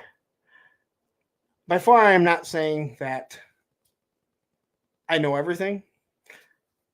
I can never think of like a question to ask. So you just listen to the replay, and a lot of times something pops up, and you're like, "Oh, wait a minute! Yep, I've been wondering about that." Boom, you scan back. So that was a big, and I just got to give a big shout out to him for everything that he does for YouTubers, toy tubers, and everything like that. Lone Dragon, I'll be John. I'll be John if I ever meet you. All right. So you can see Detroit from Canada. Yes, you can. It goes both ways. I'm closer to Canada than any state. All right, I've said that numerous times. All right. Payne's Toy Samples. Payne, I hope you're still in here. This is the guy that puts his money where his mouth is. There are some people that will say shit and they don't back it up. They say, I'm never buying that product again. I don't like this fucking person. Payne does. Payne is one person. He goes out of his way to help people that are in need. All right? He's done it for numerous people. And again, I'm not saying like he sends out like $1,000. Here you go. Like, go pay your fucking mortgage, right? But Payne actually, he puts his fucking mouth or his money where his mouth is. He says something and he actually means it. And behind the scenes, you talk to the guy. He's truly one of the good people in life. He's not one of the good fucking people in the toy world. He's one of the good people in fucking life. And I've talked to him so many times. Obviously, I've been on his show. We've done other, shows together. I haven't had him on yet. He will come on. Again, so many people know about his life already. But yeah. Lone Dragon says, I was waiting for the mortgage to go on clearance. God, I wish. But he is one of those people, for birthdays, he does things for people. Again, he's just a good guy. I know other ways to put it. And the fact that his channel has just over 200 subscribers is mind-boggling because he's very engaging. And again, he's just doing something that is different from a lot of other people. And I do mean that in so many ways. Like, he does stuff that is just different. And it's great. So, I hope he's listening. I don't want him to get butthurt that I didn't say his name. Shark Eyes. I would have to say Shark Eyes is probably my biggest supporter outside of the U.S. Once again, he just donated 5 channel memberships. That's now the 3rd time that he's done it, I believe. And I cannot say thank you enough. And I can also say, from what I can tell by the analytics of when you would have done it, that some of those people have actually retained the membership. So thank you.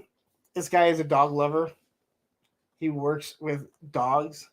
But the fact that he has worked, like he worked his schedule around so he could be on and watch the stream, it means a lot to me.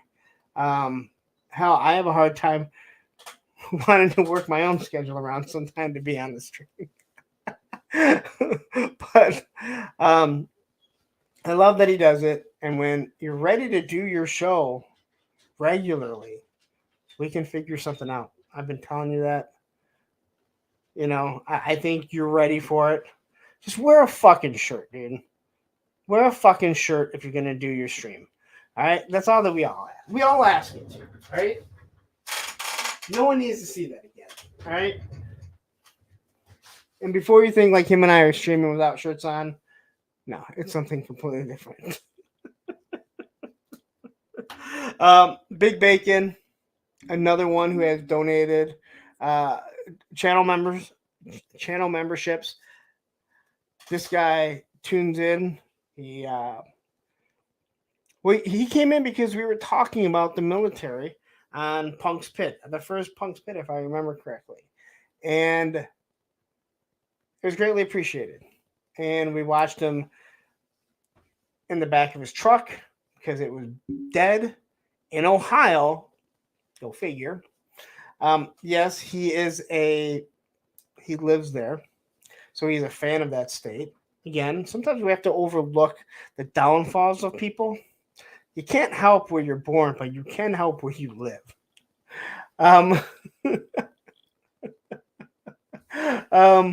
But yeah, I have to say, you know,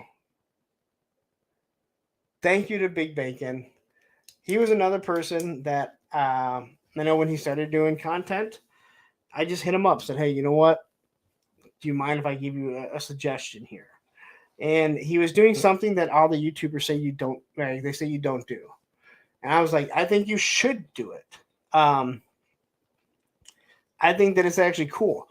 Sunday night, you put out your schedule, like a TV schedule of what's coming that week. And it's something unique to your channel. And I thought it was just a really cool idea. So, Thanos Copter, thank you for Wednesdays and Fridays. Also, there's things that I can never unsee because of Thanos Copter. You have Jesus hair, we found out this week. I look forward to eventually having you on the show where we can have anger issues. how you can say I hate everything.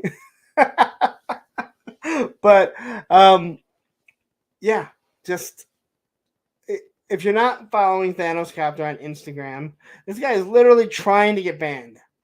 I don't even try and get banned and I lose my fucking account. Thanos fucking like, this guy's putting out shit that no one wants to see. And I mean no one. I don't care what sexual orientation you are. And he can't get fucking banned. I put out the truth and I get fucking banned. So check out Thanos Copter. Awesome content. He's gonna make you laugh every time.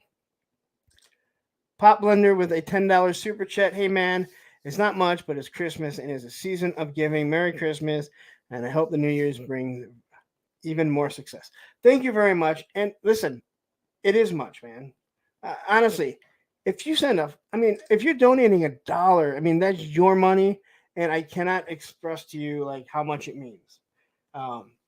It all goes back into what I'm trying to do, and again, that's why I said thank you to everyone that sent a super chat. So that includes you.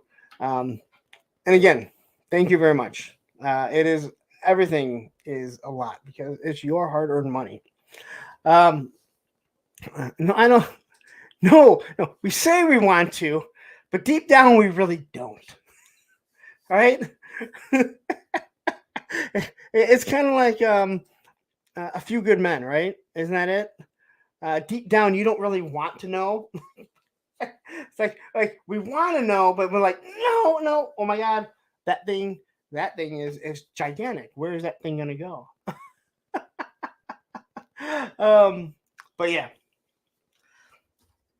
Oz. If you're not following Oz, I don't know how you can't be. He's on every single fucking stream. At one point or another, Oz is on a stream. Oddly enough, he's not here.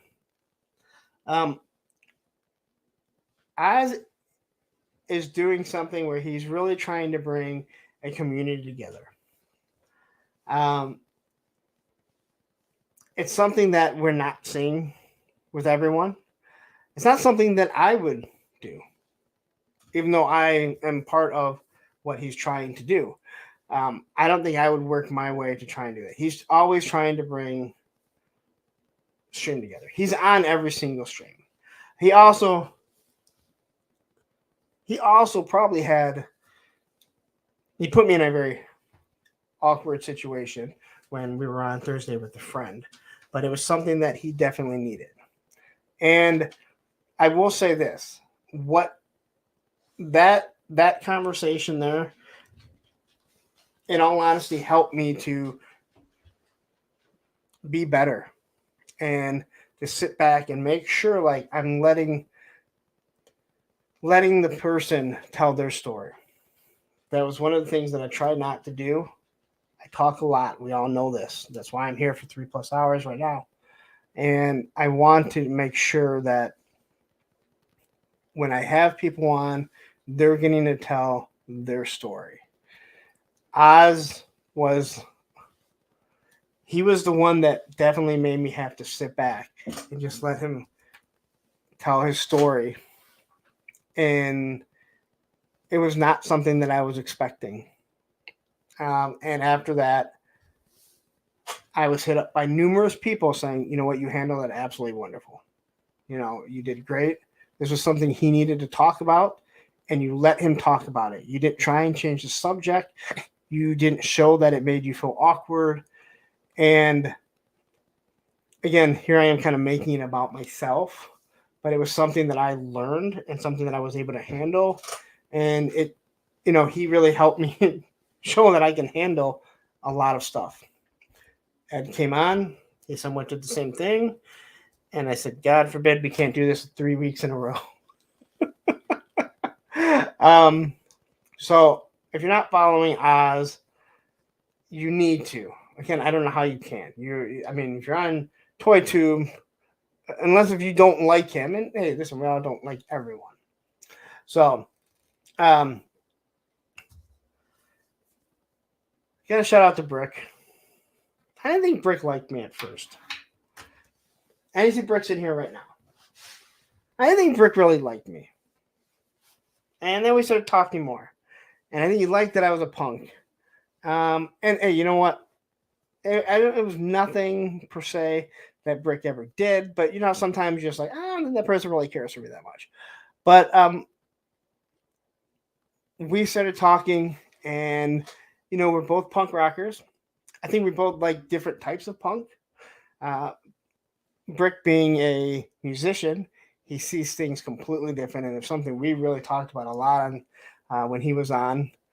But yeah, we had a wonderful talk, and again, just everything was really good with him. I think he does a really good job. He's probably the best looking guy in the toy tube world. I mean, his hair is fucking perfect. All right. Quickly want to say, Master Versal Toy Hunter, Merry Christmas there, Lauren, sir, and here's to the next year. Thank you very much. Greatly appreciated. Again, everything that anyone has ever sent. But yeah, you know, Brick and I had such a good time. He's an old straight edge guy. A lot of people don't know what straight edge is. They think it's CM fucking punk. It's not. Some of us actually live the life and don't try and use it to be financial gain for ourselves. But thank you. And then I got to give a big shout out to, he's not here right now, Palpatine, who was the first channel member and he's been around since the early days of the channel. And I can't really forget the first person that became the channel member because it's kind of important, right? Someone had to be that first one to take that leap, and he did it. And him and I talk a little bit. He's in a different country, so I know everything doesn't always line up. I don't know if he wants to be on camera because I would love to have a conversation with him. So I think that about does it. That's all the names. I know there's so many names in there. I see. I love that Nolan. Shout out to Nolan. Listen, Nolan's like in every. Listen, Nolan is in a lot of different chats, but I noticed Nolan is like here, actually conversing with people. Ray Paz, who's always here. Lone Dragon, who comes in and sometimes pushes the boundaries of things that should be said here. And we have so many new people like Clint Jorgensen here. I'm just kind of scrolling through here. Masterversal Toy Hunter. Again, if you don't follow Masterversal, he does a wonderful job. He's a very unique individual, and he puts a lot of time and effort when he's on his streams or on different streams. So, but yeah, just everyone here. The Briscoe's been in here again. I feel like you guys should know by now, I like to acknowledge everyone. I'm not going to be able to acknowledge everyone. I just kind of went through, want to say thanks to a lot of the people that over the whole year have helped grow the channel, support the channel. We're 3 hours and 11 minutes into this. There's 57 people watching. And here's the other thing. I know there's not 57 people, commenting. And that's fine. Jim Rome talks about it all the time. Hey, you know what? Some people just like to sit back and listen. They don't need to comment. But there's been a lot of people. Every single one of you is what has helped make this channel successful. I may be doing the content, but this live stream by myself, again, like we see people that do live streams on their own and they have 12, 15 people in there. And they're very monotone and they just kind of give you stuff. I'm not naive. People like my personality. They like who I am and they like what I give them. And I'm always going to try and evolve and try and do things a little bit better. And I want to change everything, but I do want the show to evolve. So that's everything. That's everyone. Again, there are more people. So if I missed you, please don't take offense to it. Too many people have taken offense. They think like, oh, well, you know what? He doesn't like me. Man.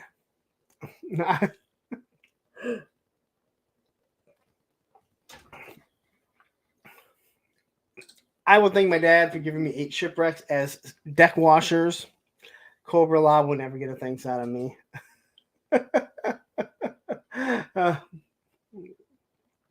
And Clinton says, dude, I'm a Rome, Joe, Gargoyles guy. So with always support this channel. Yeah. And again, listen, I appreciate it. Every single one of you. And like I said, this channel, this show is not doing as well as it is without you guys having interaction with each other and the way you guys talk. Listen, I have 2 fucking moderators, and seriously, how much do you guys actually have to moderate? There have been very few times.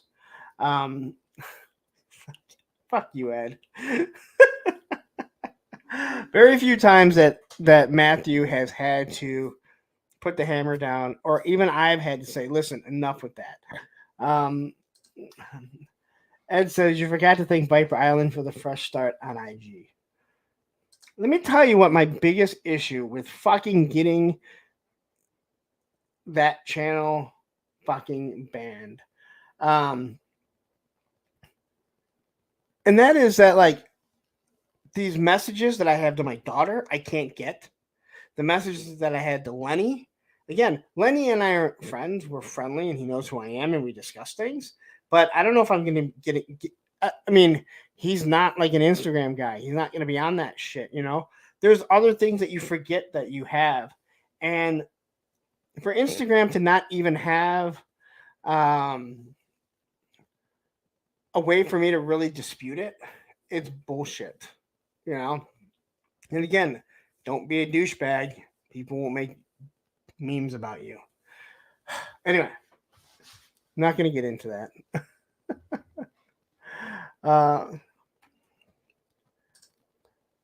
That was epic. When you've got so much to say, it's called gratitude, and that's right. Rest in power. Well, thank you very much. Again, like this here, James Lucas here. Again, and someone I didn't get to say. You're one of only 3 channels I'm a member of, and again, I appreciate that. And you're almost here. You're here almost every single week. And again, it's not lost on me. There have been people that I have to ask, like Matthew will let me know, like if someone new. You guys have probably seen. I try like anytime I see someone new that jumps in, I want to acknowledge them. Because I want people to realize, like, hey, I'm not that person that unless you send me a super chat, I'm not going to read it. I also realize that as the show has grown, you're not reading every you're not reading every chat. You're going to read the super chats for sure because someone took that time to send you their money. So you definitely want to acknowledge what they did or what they said. But you can't just do it every single time. It's very difficult. And Chaz says everything he made a copyright strike on is clearly protected under fair use. Yes, even though he stole someone else's picture.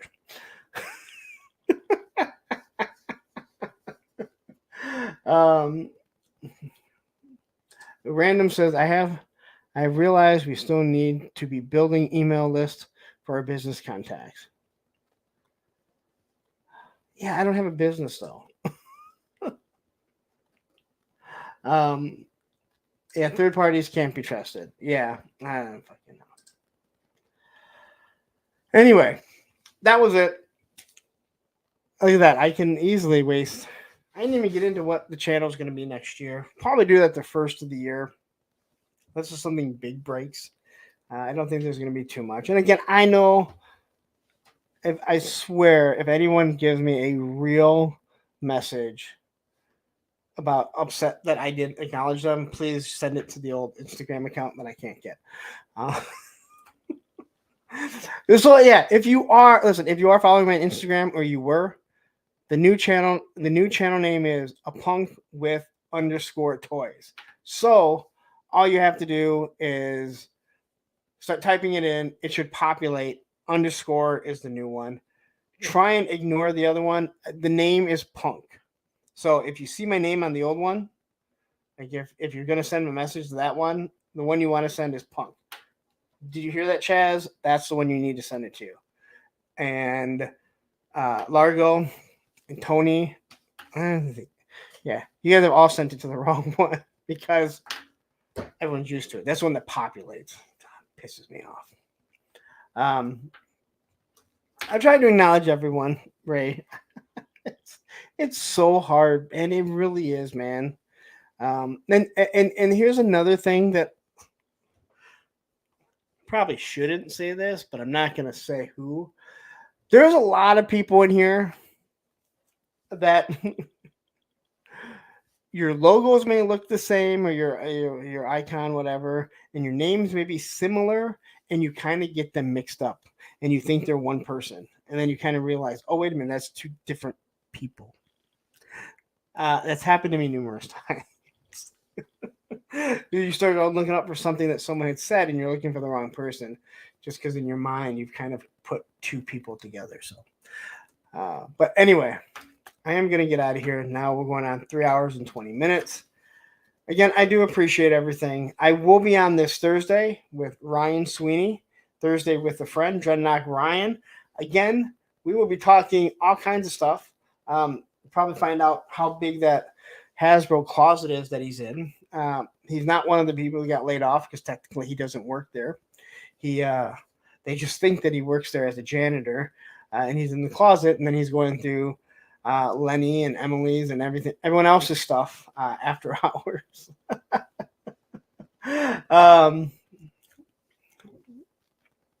But anyway, so I'm going to get out of here again this Thursday, 9 p.m. Eastern Standard Time.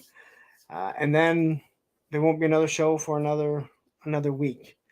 I am off on Monday because it is Christmas. Spend it with your families, guys. Spend it with your families. Enjoy. Have fun. At least try. I mean, I think that's the best way. So I'm going to get out of here. Hit that like, hit that subscribe if you haven't already. There's 50 people in here. I would hope you guys are all subscribed because if you stuck around this long and you don't like it, you're just a sucker for punishment. Unless if you're like Todd, who, what Todd said, he's the Viper Island spy. Anyway, again, big thank you to every single one of you guys. I am going to leave. I won't say Merry Christmas because you guys are all going to tune in on Thursday to learn a little bit about Ryan, and then we'll say Merry Christmas then. So until then, have a good night.